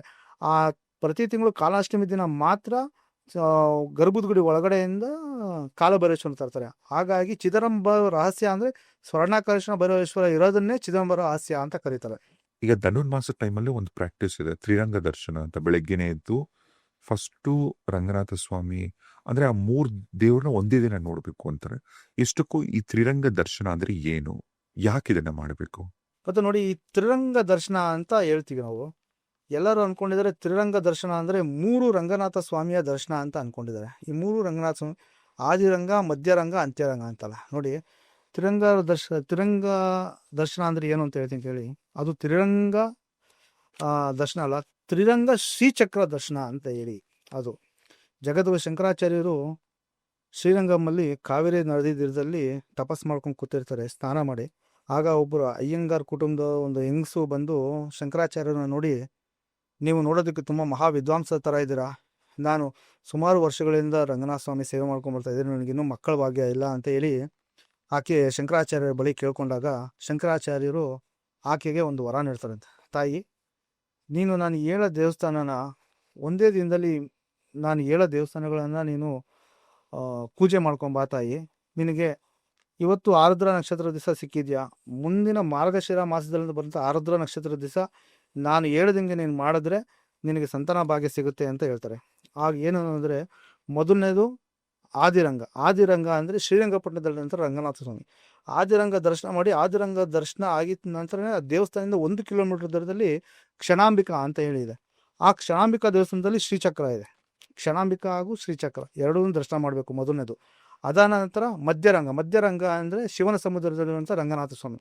ಆ ರಂಗನಾಥ ಸ್ವಾಮಿ ದೇವಸ್ಥಾನ ಅಲ್ಲಿಂದನೂ ಕೂಡ ಸರಿಸುಮಾರು 1 ಕಿಲೋಮೀಟರ್ ದೂರದಲ್ಲಿ ಮೀನಾಕ್ಷಿ ಟೆಂಪಲ್ ಅಂತ ಇದೆ. ಮೀನಾಕ್ಷಿ ದೇವಸ್ಥಾನದಲ್ಲೂ ಕೂಡ ಶ್ರೀಚಕ್ರ ಇದೆ. ತುಂಬ ಅತಿ ಸುಂದರವಾದ ಶ್ರೀಚಕ್ರ ಅದೂ ಕೂಡ. ಅದಾದಮೇಲೆ ನೆಕ್ಸ್ಟ್ ಬಂದ್ಬಿಟ್ಟು ಶ್ರೀರಂಗಮಲ್ಲಿ ರಂಗನಾಥ ಸ್ವಾಮಿ ಇದೆ. ಆ ರಂಗನಾಥ ಸ್ವಾಮಿ ದರ್ಶನ ಮಾಡಿ ಅದಾದಮೇಲೆ ಅಲ್ಲಿಂದ ಕರೆಕ್ಟಾಗಿ 1.5 ಕಿಲೋಮೀಟರ್ ದೂರದಲ್ಲಿ ಅಖಿಲಾಂಡೇಶ್ವರಿ ಅಂತ ಟೆಂಪಲ್ ಇದೆ. ಈ ಜಲತತ್ವ ಲಿಂಗ ಇದೆ, ಜಂಬುಕೇಶ್ವರ ಅಂತೇಳಿ. ಜಂಬುಕೇಶ್ವರ ಮಂದಿರದಲ್ಲಿ ಅಖಿಲಾಂಡೇಶ್ವರಿ ಶ್ರೀಚಕ್ರ ಇದೆ. ಅಖಿಲಾಂಡೇಶ್ವರಿ ತಾಯಿ ಎಲ್ಲ ಜಗದ್ಗುರು ಶಂಕರಾಚಾರ್ಯರು ಎಲ್ಲ ಕೆಳಭಾಗದಲ್ಲಿ ಶ್ರೀಚಕ್ರ ಪ್ರತಿಷ್ಠಾಪನೆ ಮಾಡಿದ್ರೆ, ತಾಯಿ ದೇವಿಗೆ ಮಾತ್ರ ವಾಲೆ ರೂಪದಲ್ಲಿ ಶ್ರೀಚಕ್ರ ಪ್ರತಿಷ್ಠಾಪನೆ ಮಾಡಿದ್ದಾರೆ. ತಾಯಿಗೆ ಯಾಕಂದರೆ ವಾಲೆ ತುಂಬ ಅತಿ ಇಷ್ಟ. ಹಾಗಾಗಿ ಅಖಿಲಾಂಡೇಶ್ವರಿ ದೇವಿಗೆ ವಾಲೆ ಸ್ವರೂಪದಲ್ಲಿ ಶ್ರೀಚಕ್ರ ಮಾಡಿ ಕೊಟ್ಟಿದ್ದಾರೆ. ನೀವು ದೇವಸ್ಥಾನಕ್ಕೆ ಹೋಗಿ ನೋಡ್ಬೋದು, ತಾಯಿ ಕಿವಿ ವಾಲೆಗಳಿದೆ. 4 ಶ್ರೀಚಕ್ರ ಪ್ರತಿಷ್ಠಾಪನೆ ಮಾಡಿದರೆ ವಾಲೆ ಸ್ವರೂಪದಲ್ಲಿ ಮಾಡಿದರೆ. ಈ 3 ಒಂದೇ ದಿವಸದಲ್ಲಿ ದರ್ಶನ ಮಾಡಿದ್ರೆ ನಿನಗೆ ಮುಂದಿನ ಧನುರ್ಮಾಸದಲ್ಲಿ ಅಂದರೆ ಮಾರ್ಗಶಿರ ಮಾಸದಲ್ಲಿ ಬರುತ್ತೆ ಆರುದ್ರ ನಕ್ಷತ್ರ ದಿವಸ ನಿನ್ನ ಸಂತಾನ ಭಾಗ್ಯ ಅಂತ ಹೇಳಿ ಜಗದ್ಗುರು ಶಂಕರಾಚಾರ್ಯರು ವರ ಕೊಡ್ತಾರೆ. ಆಕೆ ಅದೇ ರೀತಿಯಾಗಿ ಈ 3 ದರ್ಶನ ಮಾಡ್ತಾರೆ. 3 ರಂಗನಾಥ ಸ್ವಾಮಿ ದರ್ಶನ ಮತ್ತು 3 ಶ್ರೀಚಕ್ರ ದರ್ಶನ ಮಾಡಿಕೊಂಡು ಬಂದಮೇಲೆ ಆಕೆ ಸಂತಾನ ಭಾಗ್ಯ ಆಗುತ್ತೆ. ಈ ಅಯ್ಯಂಗಾರ್ಸ್ ಏನು ಮಾಡೋದು ಅಂದರೆ, ಆಗ ಜಗದ್ಗುರು ಶಂಕರಾಚಾರ್ಯರನ್ನ ನಂಬ್ತಾ ಇರಲಿಲ್ಲ. ಹಾಗಾಗಿ ಏನು ಮಾಡ್ತಾರೆ, ಅದನ್ನು ಶ್ರೀಚಕ್ರ ದರ್ಶನ ಅನ್ನೋದನ್ನು ಸ್ಕಿಪ್ ಮಾಡಿಬಿಟ್ಟು ಬರೀ ತ್ರಿರಂಗ ದರ್ಶನ ಅನ್ನೋದನ್ನು ಮಾತ್ರ ಮಾಡ್ಕೊಂಬಂದ್ಬಿಡ್ತಾರೆ. ಹಾಗಾಗಿ ಆವಾಗಲಿಂದ ತ್ರಿರಂಗ ದರ್ಶನ ಅಂತ ಬಂತು. ಈ ತ್ರಿರಂಗ ಶ್ರೀಚಕ್ರ ದರ್ಶನ ಅನ್ನೋದು ಬಂದೇ ಇಲ್ಲ. ಈಗಲೂ ಕೂಡ ಯಾರ್ಯಾರಿಗೆ ಸಂತಾನ ಭಾಗ್ಯ ಇಲ್ಲೋ, ಯಾರ್ಯಾರಿಗೆ ಮಕ್ಕಳು ಮದುವೆ ಆಗ್ತಾರೋ ಅವರು ಈ ಧನುರ್ಮಾಸದಲ್ಲಿ ದಯವಿಟ್ಟು ಹೇಳ್ತೀನಿ, ಈ 3 ರಂಗನಾಥ ಸ್ವಾಮಿ ದರ್ಶನ, 3 ಶ್ರೀಚಕ್ರ ದರ್ಶನ ಮಾಡಿ ನಿಜವಾಗ್ಲೂ ನೀವು ಅಂದ್ಕೊಂಡಿರೋಂಥ ಕೆಲಸ ಕಾರ್ಯಗಳು ಹಾಗೆ ಆಗುತ್ತೆ. ದಯವಿಟ್ಟು ತ್ರಿರಂಗ ದರ್ಶನ ಅಂತ ಹೇಳ್ಬೇಡಿ, ಅದು ತ್ರಿರಂಗ ಶ್ರೀಚಕ್ರ ದರ್ಶನ. ದಯವಿಟ್ಟು ಎಲ್ಲರೂ ತ್ರಿರಂಗ ಶ್ರೀಚಕ್ರ ದರ್ಶನ ಮಾಡಿ ಅಂತ ನಾನು ಕೇಳ್ಕೊತೀನಿ. ಧನುರ್ಮಾಸ ಏನಿದೆ, ಈ ಟೈಮಲ್ಲಿ ದೇವತೆಗಳ ಸಂಚಾರ ಜಾಸ್ತಿ ಇರುತ್ತೆ ಅಂತಾರೆ. ಈ ಧನುರ್ಮಾಸದ ವಿಶೇಷತೆ ಏನು? ಧನುರ್ಮಾಸ ಅಂದ್ರೆ ಏನು ಅಂತಂದ್ರೆ, ನಿಮ್ಗೆ ಎಲ್ಲ ಗೊತ್ತಿರ್ಬೋದು, ದದಾಚಿ ಮಹರ್ಷಿಗಳು ಅಂತ ಇದ್ರು. ಈ ದದಾಚಿ ಮಹರ್ಷಿಗಳು ಏನು ಅಂದ್ರೆ ತುಂಬಾ ಋಷಿಮುನಿಗಳಲ್ಲಿ ಮಹರ್ಷಿಗಳು. ಅವ್ರು ಏನ್ ಮಾಡ್ತಾರೆ ಅಂದ್ರೆ, ಈಗ ಅವರ ಪತ್ನಿ ಬಂದ್ಬಿಟ್ಟು ಸುವರ್ತಲ ಅಂತೇಳಿ ಅವ್ರ ಪತ್ನಿ ಏನ್ ಮಾಡ್ತಾರೆ ಅಂದ್ರೆ, ದದಾಚಿ ಮಹರ್ಷಿಗಳು ರುದ್ರಾಕ್ಷಿ ಬಿಚ್ಚಿ ಇಟ್ಟಿರ್ತಾರೆ. ಆ ರುದ್ರಾಕ್ಷಿನ ತನ್ನ ಕೈಗೆ ಧರಿಸಿ ರಾತ್ರಿ ಮಲಗೋ ಸಮಯದಲ್ಲಿ ಜೊತೆಲೆ ಮಲ್ಕೊಂಡ್ಬಿಟ್ಟಿರ್ತಾರೆ. ರುದ್ರಾಕ್ಷಿ ಬಂದ್ಬಿಟ್ಟು ವೀರಭದ್ರ ಸ್ವರೂಪ. ದದಾಚಿ ಮಹರ್ಷಿಗಳು ವರ ಪಡೆದಿರೋದು ಅವರು ವೀರಭದ್ರನ ಹತ್ರನೇ ಅವರು ತುಂಬಾ ವರ ಪಡೆದಿರ್ತಾರೆ. ಹಾಗಾಗಿ ವೀರಭದ್ರ ಸ್ವಾಮಿ ತುಂಬಾ ಕೋಪಿತಗೊಂಡು ಅವ್ರು ಕಲ್ತಿರೋಂಥ ವಿದ್ಯೆನೆಲ್ಲ ವಾಪಸ್ ತೊಗೊಂಡ್ಬಿಡ್ತಾರೆ. ದದಾಚಿ ಮಹರ್ಷಿಗಳಿಂದ ವಾಪಸ್ ತೊಗೊಂಡಾದ್ಮೇಲೆ ದದಾಚಿ ಮಹರ್ಷಿಗಳು ಯಾವುದೇ ರೀತಿಯಾದ ಯಾರಿಗೂ ವರ ಕೊಡೋಕ್ಕಾಗ್ತಿಲ್ಲ, ಒಂದು ಪೂಜೆ ಮಾಡೋಕ್ಕಾಗ್ತಿರಲಿಲ್ಲ. ಆಗ ಬ್ರಹ್ಮನ ಹತ್ರ ತುಂಬ ಕಠೋರವಾದ ತಪಸ್ ಮಾಡಿ ಬ್ರಹ್ಮನ ಹತ್ರ ವರ ಕೇಳ್ತಾರೆ. ಯಾಕೆ ನನ್ಗೆ ಹಿಂಗಾಯ್ತು ಅಂತ ಹೇಳಿದಾಗ, ನಿನ್ನ ಪತ್ನಿ ಮಾಡೋದಂಥ ಒಂದು ತಪ್ಪಿಂದ ವೀರಭದ್ರ ನಿನ್ನೆಲ್ಲ ಶಕ್ತಿಗಳನ್ನು ಆಹ್ವಾನ ಮಾಡ್ಕೊಂಡ್ಬಿಟ್ಟಿದ್ದಾರೆ. ನಿನಗೆ ಮತ್ತೆ ಸಿಗಬೇಕು ಅಂದರೆ ಅದು ಭಾರಿ ಕಷ್ಟ ಇದೆ. ಯಾಕಂದರೆ ರುದ್ರಾಕ್ಷಿ ಅನ್ನೋದು ತುಂಬ ಸಣ್ಣ ಮಾತಲ್ಲ. ವೀರಭದ್ರನ ಸ್ವರೂಪನೇ ರುದ್ರಾಕ್ಷಿ. ವೀರಭದ್ರನಿಗೆ ಅವಮಾನ ಮಾಡಿದ್ರೆ ಎಲ್ಲಿದಾಗುತ್ತೆ ಅಂತ. ಇದಕ್ಕೆ ಶಾಪ ವಿಮೋಚನೆ ಹೇಗೇನು, ಮತ್ತು ನಾನು ಹೇಗೆ ಇದು ಮಾಡೋದು ಅಂತ. ಈಗ ವೃತ್ರ ಅಂತೇಳಿ ಒಬ್ಬ ರಾಕ್ಷಸ ಇರ್ತಾನೆ. ಆ ರಾಕ್ಷಸ ಎಲ್ಲ ದೇವತೆಗಳಿಗೂ ತುಂಬ ಕಷ್ಟ ಕೊಡ್ತಾ ಇರ್ತಾನೆ. ಹಾಗೇನು ಮಾಡ್ತಾರೆ ಅಂದರೆ, ಈ ವೃತ್ರ ರಾಕ್ಷಸನ ಸಂಹಾರ ಮಾಡಬೇಕು ಅಂದರೆ ನಿನ್ನ ಮೈಯಲ್ಲಿರೋ ಬೆನ್ನು ಮೂಳೆನೇ ಬೇಕಾಗಿರೋದು. ನೀನು ಇವಾಗ ಶಾಪ ವಿಮೋಚನೆ ಆಗಬೇಕಂದ್ರೆ ನಿನ್ನ ದೇಹ ತ್ಯಾಗ ಮಾಡಿ ಆ ಮೂಳೆ ಕೊಟ್ಟಾಗ ಆ ಮೂಳೆಯಿಂದ ವಜ್ರಾಯುಧ ತಯಾರಿಸಿ ಇಂದ್ರ ಅವನ್ನ ಸಂಹಾರ ಮಾಡ್ತಾನೆ. ಇದಕ್ಕೆ ನೀನು ಒಪ್ಕೊಂಡು ಮುಂದಿನ ಜನ್ಮದಲ್ಲಿ ನಿನಗೆ ಇನ್ನೂ ಅತ್ಯಂತ ಪ್ರಭಾವಿ ನೀನು ಮಹರ್ಷಿ ಆಗ್ತೀಯ ಅಂತ ಹೇಳಿ ಬ್ರಹ್ಮ ವರ ಕೊಟ್ಟಾಗ ಏನು ಮಾಡ್ತಾರೆ ಅಂದರೆ, ದದಾಚಿ ಮಹರ್ಷಿಗಳು ಅಲ್ಲೇ ತನ್ನ ದೇಹನ ಅಗ್ನಿಗೆ ಆಹುತಿ ಮಾಡ್ಕೊಂಡ್ಬಿಡ್ತಾರೆ. ಅಗ್ನಿಗೆ ಆಹುತಿ ಮಾಡ್ಕೊಂಡು ಏನು ಮಾಡ್ತಾರೆ, ತನ್ನ ಬೆನ್ನು ಮೂಳೆನ ಕೊಟ್ಟು ಇಂದ್ರನಿಗೆ ಕೊಟ್ಬಿಡ್ತಾರೆ. ಇದು ನೋಡ್ತಿದ್ದಂಥ ಸೂರ್ವರ್ತಲ ತನ್ನ ಪತ್ನಿ ಏನು ಮಾಡ್ತಾಳೆ, ನನ್ನಿಂದ ಈಗ ಆಗ್ತಾಳೆ ಅಂತಲ್ಲ, ಅದೇ ಅಗ್ನಿಗೆ ಆಹುತಿ ಹಾಕ್ಬಿಡ್ತಾರೆ. ಆಕೆನೂ ಅಗ್ನಿ ಆದಾಗ ಪೀಪಲ ಅಂತೇಳಿ ಇದ್ದು ದದಾಚಿ ಮಹರ್ಷಿಗಳ ಮಗ ಅವನ್ನೇನು ಮಾಡ್ತಾರೆ, ಒಂದು ಅರಳಿ ಮರದ ಕೆಳಗಡೆ ಅವನ್ನ ನೀನು ಇಲ್ಲೇ ಕೂತ್ಕೋ ಅಂತೇಳಿ ತನ್ನ ತಾಯಿ ಏನು ಮಾಡ್ತಾರೆ, ಅಲ್ಲೇ ಕೂತ್ಕೋ ಅಂತ ಹೇಳ್ಬಿಟ್ಟು ಹೊಡ್ಬಿಡ್ತಾಳೆ. ತಾಯಿನೂ ಸತ್ತೋಗ್ತಾರೆ, ತಂದೆನೂ ಸತ್ತೋಗ್ತಾರೆ. ಮಗನಿಗೆ ಏನು ಮಾಡಬೇಕು ಅಂತ ಗೊತ್ತಾಗೋದಿಲ್ಲ. ಆಗ ಘೋರವಾದ ತಪಸ್ ಮಾಡ್ತಾನೆ. ಅರಳಿ ಮರದ ಕೆಳಗಡೆನೆ ಘೋರವಾದ ತಪಸ್ ಮಾಡಿ ಸುಮಾರು ವರ್ಷಗಳ ನಂತರ ಬ್ರಹ್ಮನ ಅನುಗ್ರಹ ಸಿಗುತ್ತೆ. ಬ್ರಹ್ಮ ತನ್ನ ತಪಸ್ಸಿಗೆ ಮೆಚ್ಚಿ ಬ್ರಹ್ಮ ಬಂದು ನಿನಗೆ ಏನು ವರ ಬೇಕು ಅಂದಾಗ, ನೋಡು ಈ ಥರ ನನ್ನ ತಂದೆನೂ ಕಳ್ಕೊಂಡೆ, ನನ್ನ ತಾಯಿನೂ ಕಳ್ಕೊಂಡೆ, ಹೀಗಾಗಿ ನಾನು ಈಗ ಅನಾಥ ಆಗಿದ್ದೀನಿ, ನಾನು ಏನು ಮಾಡಬೇಕು ಅಂತ ಗೊತ್ತಾಗ್ತಿಲ್ಲ, ನನ್ನದೇನು ತಪ್ಪಿಲ್ಲ, ಮಾಡಿರೋಂಥ ತಪ್ಪಿಗೆ ಅವ್ರು ಶಿಕ್ಷೆ ನೋಡ್ರು, ಇವಾಗ ನಾನು ಅನಾಥ ಆಗಿದ್ದೀನಿ, ಈ ಥರ ಬೇರೆ ಯಾರೂ ಹಾಕ್ಕೊಡ್ದು ಅಂತೇಳಿ ಏನು ಮಾಡ್ತಾರೆ, ಏನು ವರ ಬೇಕು ಅಂತ ಕೇಳ್ತಾರೆ ಬ್ರಹ್ಮದೇವ ಏನು ವರ ಬೇಕು ಅಂದಾಗ, ಈ ಅರಳಿ ವೃಕ್ಷದಲ್ಲಿ ನಾನು ಇಲ್ಲಿ ತಪಸ್ ಮಾಡೋ ಜಾಗದಲ್ಲೇ ಈ ಅರಳಿ ವೃಕ್ಷದಲ್ಲೇ ದೇವನ ದೇವತೆಗಳು ವಾಸ ಮಾಡಬೇಕು, ದೇವನ ದೇವತೆಗಳು ಇದೇ ವೃಕ್ಷದಲ್ಲಿ ಇದ್ದು ನನ್ನ ಸೇವೆಗೆ ಸ್ವೀಕರಿಸಬೇಕು ಅಂತ ಹೇಳಿಬಿಟ್ಟು ವರ ಕೇಳ್ತಾರೆ ಪೀಪಲ. ಆಗ ಏನು ಮಾಡ್ತಾರೆ, ಇದು ನಡೆದಂಥ ಸಮಯ ಬಂದ್ಬಿಟ್ಟು ಇದೇ ಡಿಸೆಂಬರ್ದು ಮಾಸದಲ್ಲಿ ಬರುತ್ತೆ, ಅದು ಧನುರ್ಮಾಸ, ಅದನ್ನೇ ಧನುರ್ಮಾಸ ಅಂತ ಕರೆಯೋದು. ಯಾಕೆ ಅರಳಿ ಮರನ ಧನುರ್ಮಾಸದಲ್ಲೇ ಪ್ರದಕ್ಷಿಣೆ ಹಾಕಬೇಕು ಅಂತ ಹೇಳಿದ್ರೆ, ದೇವತೆಗಳು ಬ್ರಹ್ಮ ವರ ಕೊಟ್ಟಿದ್ದು ಈ ಮಾಸದಲ್ಲಿ ಪೂರ್ತಿ ದಿವಸ ಇಲ್ಲೇ ಇರೋಕ್ಕಾಗೋದಿಲ್ಲ, ಈ ಧನುರ್ಮಾಸದಲ್ಲಿ ನಾವು ಈ ಅರಳಿ ಮರದಲ್ಲಿ ಇರ್ತೀವಿ ಅಂತ ಹೇಳಿ ಬ್ರಹ್ಮ ವರ ಕೊಡ್ತಾನೆ. ಹಾಗಾಗಿ ಈ ಅರಳಿ ಮರ ಪ್ರದಕ್ಷಿಣೆ ಏನಕ್ಕೆ ಮಾಡಬೇಕು ಅಂದರೆ, ದೇವತೆಗಳು ಇನ್ಕ್ಲೂಡಿಂಗ್ ಬ್ರಹ್ಮ ಸಮೇತ ಧನುರ್ಮಾಸದಲ್ಲಿ ಬ್ರಹ್ಮವೃಕ್ಷ ಅಂತ ಅದಕ್ಕೋಸ್ಕರನೇ ಕರೆಯೋದು ಅರಳಿ ಮರನ. ಬ್ರಹ್ಮದೇವ ಮತ್ತು ದೇವತೆಗಳು ಅರಳಿ ಮರದಲ್ಲಿ ಕುತ್ಕೊಂಡು ವಾಸ ಮಾಡ್ತಾ ಇರ್ತಾರೆ. ತಾವು ತಮ್ಮ ಸಂಕಲ್ಪನ ಕೇಳ್ಕೊಂಡು ಸೂರ್ಯ ಹುಟ್ಟೋದಕ್ಕಿಂತ ಮುಂಚೆ ಯಾರ್ಯಾರು ಪ್ರದಕ್ಷಿಣೆ ಹಾಕ್ತಾರೋ ಅರಳಿ ಮರಕ್ಕೆ, ಅವ್ರಿಗೆ ದೇವ್ರ ಅನುಗ್ರಹ ಕೊಡ್ತಾರೆ ಅಂತ ಹೇಳಿ ಈ ಧನುರ್ಮಾಸ ಅಂತ ಬಂದಿದ್ದು. ಚಂದ್ರಮೌಳೀಶ್ವರ ಆ ಸ್ಫಟಿಕ ಲಿಂಗ ಇದೆಲ್ಲ, ಆ ಲಿಂಗ ಯಾಕೆ ತುಂಬಾನೇ ಸ್ಪೆಷಲ್? ಅದ್ರ ವಿಶೇಷತೆ ಏನು? ಚಂದ್ರಮೌಳೇಶ್ವರ ಸ್ಫಟಿಕಲಿಂಗ, ಈ ಚಂದ್ರಮೌಳೇಶ್ವರ ಸ್ಫಟಿಕಲಿಂಗ ಅಂದರೆ, ಜಗದ್ಗುರು ಶಂಕರಾಚಾರ್ಯರು ಮೊದಲನೇ ಬಾರಿಗೆ ಕೈಲಾಸಕ್ಕೆ ಭೇಟಿ ನೀಡ್ತಾರೆ. ಭೇಟಿ ನೀಡಿದಾಗ ತಾಯಿ ಪಾರ್ವತಿ ದೇವಿ ಹಾಗೂ ತಂದೆ ಪರಮಾತ್ಮ ಶಿವ ಜಗದ್ಗುರು ಶಂಕರಾಚಾರ್ಯರಿಗೆ 5 ಸ್ಫಟಿಕಲಿಂಗ ಕೊಡ್ತಾರೆ. 5 ಸ್ಫಟಿಕಲಿಂಗನ ಜಗದ್ಗುರು ಶಂಕರಾಚಾರ್ಯರು 5 ಜಾಗದಲ್ಲಿ ಪ್ರತಿಷ್ಠಾಪನೆ ಮಾಡ್ತಾರೆ. ತಮ್ಮ ಕೋರಿಕೆಗಳು ನೆರವೇರಲಿ, ಜನಗಳಿಗೆ ಒಳ್ಳೆಯದಾಗಲಿ ಅಂತೇಳಿ 5 ಸ್ಫಟಿಕಲಿಂಗನ ಪ್ರತಿಷ್ಠಾಪನೆ ಮಾಡ್ತಾರೆ. ಮೊದಲನೇ ಸ್ಫಟಿಕಲಿಂಗ ಬಂದ್ಬಿಟ್ಟು ಶೃಂಗೇರಿಯಲ್ಲಿ ಪ್ರತಿಷ್ಠಾಪನೆ ಮಾಡ್ತಾರೆ. 2ನೇ ಸ್ಫಟಿಕಲಿಂಗ ಬಂದ್ಬಿಟ್ಟು ಇದರಲ್ಲಿ ಇಲ್ಲಿ ನಮ್ಮ ದ್ವಾರಕಾ ಇದೆಯಲ್ಲ, ದ್ವಾರಕಾಲಿ ಶೃಂಗೇರಿ ಪೀಠ ಇದೆ, ಅಲ್ಲೊಂದು ಪ್ರತಿಷ್ಠಾಪನೆ ಮಾಡ್ತಾರೆ. 3ನೇದು ಬಂದ್ಬಿಟ್ಟು ಚಿದಂಬರಮಲ್ಲಿ ಒಂದಿದೆ, ಚಿದಂಬರಮಲ್ಲಿ ಒಂದು ಪ್ರತಿಷ್ಠಾಪನೆ ಮಾಡ್ತಾರೆ. 4ನೇದು ಬಂದ್ಬಿಟ್ಟು ಕಂಚಿ ಪೀಠದಲ್ಲಿ ಒಂದು ಪ್ರತಿಷ್ಠಾಪನೆ ಮಾಡ್ತಾರೆ. 5ನೇದು ಬಂದು ಜೋಶಿ ಮಠ ಅಂತೇಳಿ ಬದ್ರಿನಾಥ್ ಜಾಗದಲ್ಲಿದೆ. ಬದ್ರಿನಾಥಲ್ಲಿ ಏನಾಗುತ್ತೆ ಅಂದರೆ, ಆ ಜೋಶಿ ಮಠ ಸುಮಾರು 1970 72 ಭೂಕಂಪ ಆದಾಗ ಆ ಮಠ ಎಲ್ಲ ಬಿದ್ದೋಗುತ್ತೆ. ಬಿದ್ದಾದಾಗ ಆ ಜ್ಯೋತಿರ್ಲಿಂಗ, ಅದು ಸ್ಫಟಿಕಲಿಂಗ ಇರೋದಿಲ್ಲ. 5ನೇ ಸ್ಫಟಿಕಲಿಂಗ ಬಂದು ನೇಪಾಳಲ್ಲಿ ನೀಲಕಂಠ ಮಹಾದೇವ ಮಂದಿರ ಅಂತ ಇದೆ, ಅಲ್ಲಿದೆ. ಈ 5 ಜಾಗದಲ್ಲಿ 5 ಸ್ಫಟಿಕಲಿಂಗ ಪ್ರತಿಷ್ಠಾಪನೆ ಮಾಡಿದೆ. ಆದರೆ ಜನಗಳಿಗೆ ಸರಿಯಾದ ಸಮಯದಲ್ಲಿ ಆ ಸ್ಫಟಿಕಲಿಂಗ ದರ್ಶನ ಸಿಗೋದಿಲ್ಲ. ಯಾಕಂದರೆ ಚಂದ್ರಮೌಳೇಶ್ವರ ಸ್ಫಟಿಕಲಿಂಗ ಅಂದರೆ ಅದು ಸಾಕ್ಷಾತ್ ಪರಮಾತ್ಮ ಶಿವ ಕೊಟ್ಟಂಥ ಸ್ಫಟಿಕಲಿಂಗಗಳು ಅದು. ಹಾಗಾಗಿ ಅದ್ರ ಪೂಜೆ, ಅದರ ದರ್ಶನ ಇದೆಲ್ಲ ಸಖತ್ತು ತುಂಬ ಪವರ್ಫುಲ್ ಅದು. ಈಗ ಎಷ್ಟೊಂದು ಸಾರಿ ನಾವು ಈಗ ಮನುಷ್ಯನಿಗೆ 100 ವರ್ಷ ಆಯುಸ್ಸು ಅದು ಇದು ಅಂತಿಲ್ಲ ಅಂತಾರಲ್ಲ, ಅಂದ್ರೆ ಈಗ ಒಂದು ಸರ್ಟನ್ ಏಜ್ ಆದ್ಮೇಲೆ ಅವರು ಪ್ರಾಣ ಬಿಡೋದು, ದೇಹ ಬಿಡೋದು ಅದೊಂಥರ. ಈಗ ಮೃತ್ಯು ಬಂತು ಹೋಯ್ತು ಅಂತ. ಈಗ ಅಪಮೃತ್ಯು ಅಂದ್ರೆ ಕೆಲವೊಂದು ಸಾರಿ ಈಗ ಇದ್ದಕ್ಕಿದ್ದಂಗೆ ಕೆಲವರು ಚಿಕ್ಕ ವಯಸ್ಸಲ್ಲೇ ಹೊರಟೋಗ್ತಾರೆ. ಇನ್ ಕೆಲವರು ಎಷ್ಟೇ ವಯಸ್ಸಾದ್ರೂ ಕೂಡ ಅವ್ರು ಆರಾಮಾಗಿರ್ತಾರೆ, ಅವ್ರು ಯಾವಾಗಲೂ ದೇಹ ಬಿಡೋದು. ಅಂದ್ರೆ ಈ ಮೃತ್ಯು ಅಪಮೃತ್ಯು ಅಂತ ಕಾನ್ಸೆಪ್ಟ್ ಏನಿದೆಲ್ಲ, ಇದೇನಿದು? ನೋಡಿ, ಈ ಮೃತ್ಯು ಮತ್ತು ಅಪಮೃತ್ಯು ಅಂತ ಕರೀತಾರೆ. ಮೃತ್ಯು ಮತ್ತು ಅಪಮೃತ್ಯು ಅಂದರೆ, ಈಗ ಬ್ರಹ್ಮ ಹಣೆ ಬರದಲ್ಲಿ ಫಸ್ಟೇ ಬರೆದು ಕಳಿಸಿರ್ತಾರೆ, ಇವ್ರಿಗೆ ಇಂಥ ಸಾವೇ, ಇಷ್ಟೇ ವರ್ಷಕ್ಕೆ ಸಾವು ಅಂತೇಳಿ ಬರೆದು ಕಳಿಸಿರ್ತಾರೆ. ಅದನ್ನು ಮೃತ್ಯು ಅಂತ ಕರೀತಾರೆ. ಈ ಅಪಮೃತ್ಯು ಅಂದರೆ ರಸ್ತೆ ಅಪಘಾತ, ವಿಷ ಕುಡಿದು ನೇಣು ಹಾಕ್ಕೊಂಡು ಕೊಲೆಯಾಗಿ ಇದೆಲ್ಲ ಸಾಯ್ತಾರಲ್ಲ, ಇವರೆಲ್ಲ ಅಪಮೃತ್ಯು ಒಂದು ಸಾಯ್ತಾರೆ. ಈ ಅಪಮೃತ್ಯು ಒಂದಂಥ ಸಾವಿರ್ತದಲ್ಲ, ಅವ್ರಿಗೆಲ್ಲರಿಗೂ ಮೋಕ್ಷ ಸಿಗೋದಿಲ್ಲ. ಆ ಮೋಕ್ಷ ಸಿಗದೆ ಇರೋ ಟೈಮಲ್ಲಿ ಏನು ಮಾಡ್ತಾರೆ, ಅವರು ಪ್ರೇತಾತ್ಮಗಳು, ಈ ಭೂತ ಪೇತ ಅಂತ ಹೇಳ್ತಾರಲ್ಲ, ಅಪಮೃತ್ಯುವಿಂದ ಸತ್ತಿರೋರೇ ಭೂತ ಪೇತಗಳಾಗೋದು. ಮೃತ್ಯುವಿಂದ ಸತ್ತಿರೋರು ಯಾವತ್ತೂ ಪ್ರೇತಾತ್ಮಗಳಾಗೋದಿಲ್ಲ. ಇವ್ರಿಗೆಲ್ಲರಿಗೂ ಏನು ಮೋಕ್ಷ ಸಿಗಬೇಕು ಅಂದರೆ ಕಾಶಿ ಒಂದೇ ಸ್ಥಳ.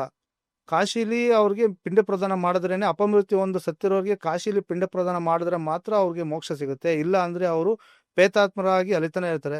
ಎಲ್ಲೇ ಅವ್ರಿಗೆ ಪಿಂಡ ಪ್ರದಾನ ಮಾಡಿದ್ರೂ ಅವ್ರಿಗೆ ಮೋಕ್ಷ ಸಿಗೋದಿಲ್ಲ. ಈಗ ನೀವು ಶ್ರೀ ಚಕ್ರಗಳ ಬಗ್ಗೆ ಹೇಳಿದ್ರಿ, ಶಂಕರಾಚಾರ್ಯರು ಎಲ್ಲೆಲ್ಲಿ ರಚಿಸಿದ್ರು ಅಂತ. ನಿಮ್ಮ ಪ್ರಕಾರ ಅತ್ಯಂತ ಅಂದ್ರೆ ಫುಲ್ ಪ್ರಭಾವಿತ, ಅಂದ್ರೆ ಫುಲ್ ಪವರ್ಫುಲ್ ಶ್ರೀಚಕ್ರ ಎಲ್ಲಿದೆ? ಅತಿ ಶಕ್ತಿಶಾಲಿ ಈ ಶಕ್ತಿಪೀಠ ಯಾವುದು ಅಂತ ಹೇಳಿದ್ರೆ, ನೋಡಿ, ಗಯಾ ಮಂಗಳಗೌರಿ, ಮತ್ತೆ ಮಾ ಕಾಮಾಖ್ಯ, ಮತ್ತೆ ಕಂಚಿ ಕಾಮಾಕ್ಷಿ, ಈ 3 ಶಕ್ತಿಪೀಠ ದರ್ಶನ ಮಾಡಿದ್ರೆ ನಿಮಗೆ 18 ಶಕ್ತಿಪೀಠ ಯಾತ್ರೆ ಮಾಡಿದಷ್ಟು ತುಂಬ ಇದೆ. ಯಾಕಂದರೆ ಕಂಚಿ ಕಾಮಾಕ್ಷಿಲಿ ಜಗದ್ಗುರು ಶಂಕರಾಚಾರ್ಯರು ಅಷ್ಟಲಕ್ಷ್ಮಿ ಶ್ರೀಚಕ್ರ ಪ್ರತಿಷ್ಠಾಪನೆ ಮಾಡಿದ್ದಾರೆ. ಅದು ಎಷ್ಟು ಪವರ್ಫುಲ್ ಇದೆ ಅಂದರೆ, ನೀವು ದೇವಿ ಅಭಿಷೇಕ ಮಾಡ್ತಾ ಇರ್ಬೇಕಾದ್ರೆ ಆ ಶ್ರೀಚಕ್ರ ನೋಡ್ತಾರೆ, ಯಾರು ಅಲ್ಲಿ ಕೂತಿರ್ತಾರೋ ಅವ್ರಿಗೆ ಅನುಭವ ಆಗುತ್ತೆ. ಮತ್ತು ಗಯಾ ಮಂಗಳ ಗೌರಿ ತುಂಬ ರೌದ್ರ ಸ್ವರೂಪಿ. ಈ ಮಾ ಕಾಮಾಖ್ಯ ಶಾಂತ ಸ್ವರೂಪಿ ಆಗೋಗ್ತಾರೆ, ಆದರೆ ಗಯಾ ಮಂಗಳ ಗೌರಿ ಮಾತ್ರ ಯಾವುದೇ ಕಾರಣಕ್ಕೂ ಶಾಂತ ಸ್ವರೂಪಿ ಆಗೋದಿಲ್ಲ. ಈ ಶತ್ರುಗಳ ನಾಶದಕ್ಕೆ ತುಂಬ ಅತಿ ಮುಖ್ಯವಾದಂಥ ಮಂದಿರ ಯಾವುದು ಅಂದರೆ ಗಯಾ ಮಂಗಳ ಗೌರಿ ಮತ್ತು ಕಾಮಾಖ್ಯ. ಇವೆರಡೂ ಶತ್ರು ಸಂಹಾರಕ್ಕೆ ತುಂಬ ಪವಿತ್ರವಾದಂಥ ಜಾಗ. ಮತ್ತು ಅತಿ ಶಕ್ತಿಶಾಲಿ ಶ್ರೀಚಕ್ರ ಎಲ್ಲಿದೆ ಅಂತ ಸ್ವಲ್ಪ ಜನ ಕೇಳಿದರು. ಅತಿ ಶಕ್ತಿಶಾಲಿ ಶ್ರೀಚಕ್ರ ಇರೋದು ಇಡೀ ಭಾರತದಲ್ಲಿ ನಮ್ಮ ಕೇರಳದಲ್ಲಿ ಕಡಂಗಲ್ಲೂರು ಭಗವತಿ ಅಂತ ಇದೆ. ಅಲ್ಲಿ 4 ಶ್ರೀಚಕ್ರ ಪ್ರತಿಷ್ಠಾಪನೆ ಮಾಡಿದ್ದಾರೆ ಜಗದ್ಗುರು ಶಂಕರಾಚಾರ್ಯರು.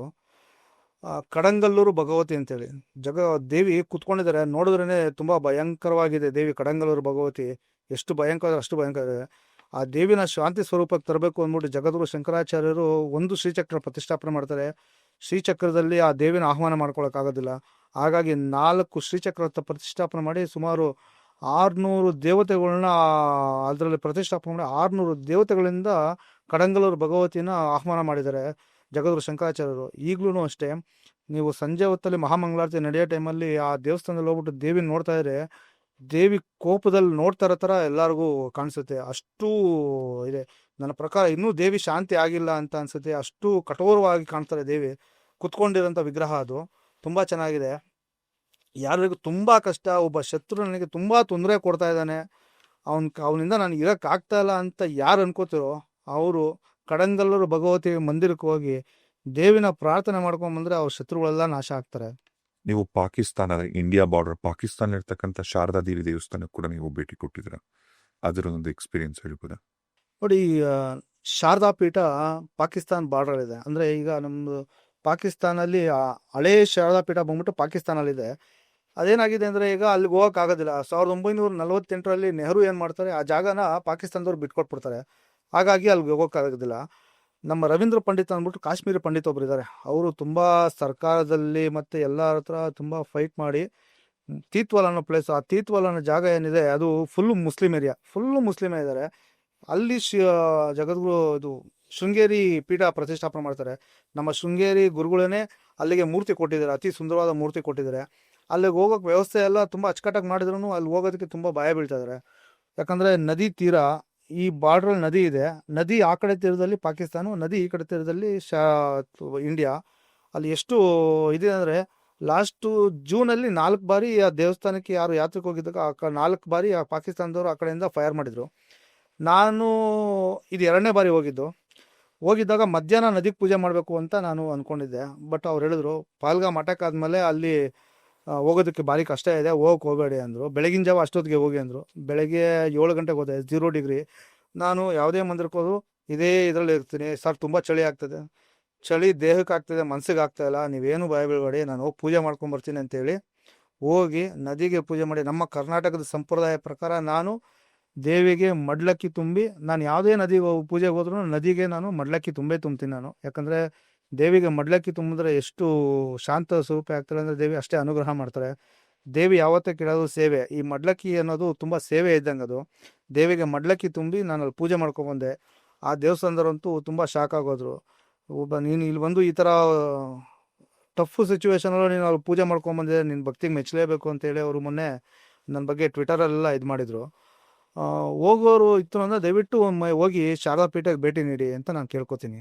ಈಗ ದ್ವಾದಶ ಜ್ಯೋತಿರ್ಲಿಂಗಗಳು ಅಂದರೆ ಯಾವ್ದ್ಯಾವುದು? ದ್ವಾದಶ ಜ್ಯೋತಿರ್ಲಿಂಗಗಳು ಯಾವುದು ಅಂದರೆ, ಸೌರಾಷ್ಟ್ರೇ ಸೋಮನಾಥಂಚ ಶ್ರೀಶೈಲೆ ಮಲ್ಲಿಕಾರ್ಜುನ ಉಜ್ಜಯಿನ್ಯ ಮಹಾಕಾಲಂ ಓಂಕಾರಂ ಮಮಲೇಶ್ವರಂ ಪರಾಲ್ಯಂ ವೈದ್ಯನಾಥಂಚ ಡಾಕಿನ್ಯಂ ಭೀಮಶಂಕರಂ ಸೇತು ಬಂದೇತು ರಾಮೇಶಂ ನಾಗೇಶಂ ದಾರಕವನೆ ವಾರಾಣಸಿತು ವಿಶ್ವೇಶಂ ತ್ರಯಂಬಕಂ ಗೌತಮಿ ತಟೆ ಹಿಮಾಲಯತು ಕೇದಾರಂ ಗ್ರೀಷ್ಮೇಶಂಚ ಶಿವಾಲಯೇ.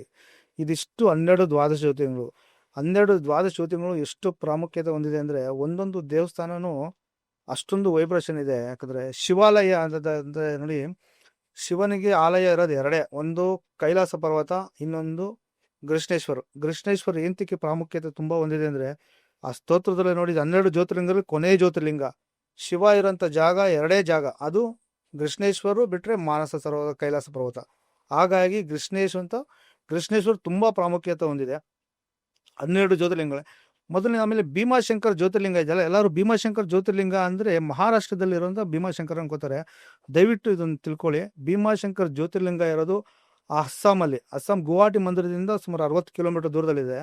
ಯಾಕಂದರೆ ಡಾಕಿನ್ಯಾಮ್ ಭೀಮಾಶಂಕರಂ, ಡಾಕಿನ್ಯಾಮ್ ಭೀಮಾಶಂಕರ ಅಂದರೆ ಡಾಕಿನ್ಯಾ ಕಾಡು, ಡಾಕಿನ್ಯಾ ಬೆಟ್ಟದ ಮಧ್ಯದಲ್ಲಿ ಭೀಮಾಶಂಕರು ಜ್ಯೋತಿರ್ಲಿಂಗ ಇರೋದು. ಇಲ್ಲಿ ಮಹಾರಾಷ್ಟ್ರದಲ್ಲಿರೋ ಸಹ್ಯಾದ್ರಿ ಬೆಟ್ಟಗಳು, ಸಹ್ಯಾದ್ರಿ ಬೆಟ್ಟ ಭೀಮಾ ನದಿ ತೀರದಲ್ಲಿರೋದ ಕಾರಣ ಇಲ್ಲಿ ಭೀಮಾಶಂಕರನ್ನ ದೇವಸ್ಥಾನ ಪ್ರತಿಷ್ಠಾಪನೆ ಮಾಡಿರ್ತಾರೆ. ಈಗಲೂ ಕೂಡ ಅಸ್ಸಾಂ ಸರ್ಕಾರ, ಮಹಾರಾಷ್ಟ್ರ ಸರ್ಕಾರದ ಮೇಲೆ ಕೇಸ್ ನಡೀತಾ ಇದೆ. ಅದು ತುಂಬ ದಟ್ಟವಾದ ಅರಣ್ಯ, ಅಲ್ಲಿ ಜನಗಳಿಗೆ ಯಾರಿಗೂ ಹೋಗಕ್ಕೆ ಆಗ್ತಾ ಇರಲಿಲ್ಲ. ಹಾಗಾಗಿ ಅದು ತುಂಬ ಇದಾಗಿತ್ತು. ಜಗದ್ಗುರು ಶಂಕರಾಚಾರ್ಯರು, ತಾಯಿ ಅಹಲ್ಯಾಬಾಯಿ ಇವರಿಬ್ಬರು ಬಿಟ್ಟರೆ ಯಾರೂ ಹೋಗಕ್ಕೆ ಆಗಿರಲಿಲ್ಲ. ಈಗ ಅಸ್ಸಾಂ ಸರ್ಕಾರ 3 ವರ್ಷದಿಂದ ಆ ಕಾಡನ್ನ ತುಂಬ ಇದು ಮಾಡಿ ಜನಗಳಿಗೆ ಹೋಗೋದಕ್ಕೆಲ್ಲ ಅನುಕೂಲ ಮಾಡಿಕೊಟ್ಟಿದ್ದಾರೆ. 12 ಜ್ಯೋತಿರ್ಲಿಂಗ ಯಾತ್ರೆ ಯಾರ್ಯಾರು ಮಾಡಬೇಕು ಅಂದ್ಕೊಂಡಿದ್ದಾರೆ ದಯವಿಟ್ಟು ಭೀಮಾಶಂಕರ್ ಜ್ಯೋತಿರ್ಲಿಂಗ ಇರೋದು ಅಸ್ಸಾಮಲ್ಲಿರೋಂಥ ಗುವಾಹಟಿ ಹತ್ರ ಇರೋಂಥ ಅಸ್ಸಾಮಲ್ಲಿದೆ. ದಯವಿಟ್ಟು ಅಸ್ಸಾಮಲ್ಲಿರೋಂಥ ಭೀಮಾಶಂಕರ್ಗೆ ಯಾತ್ರೆ ಬೇಡಿ ಅಂತೇಳಿ ನಾನು ಬೇಡ್ಕೊತೇನೆ.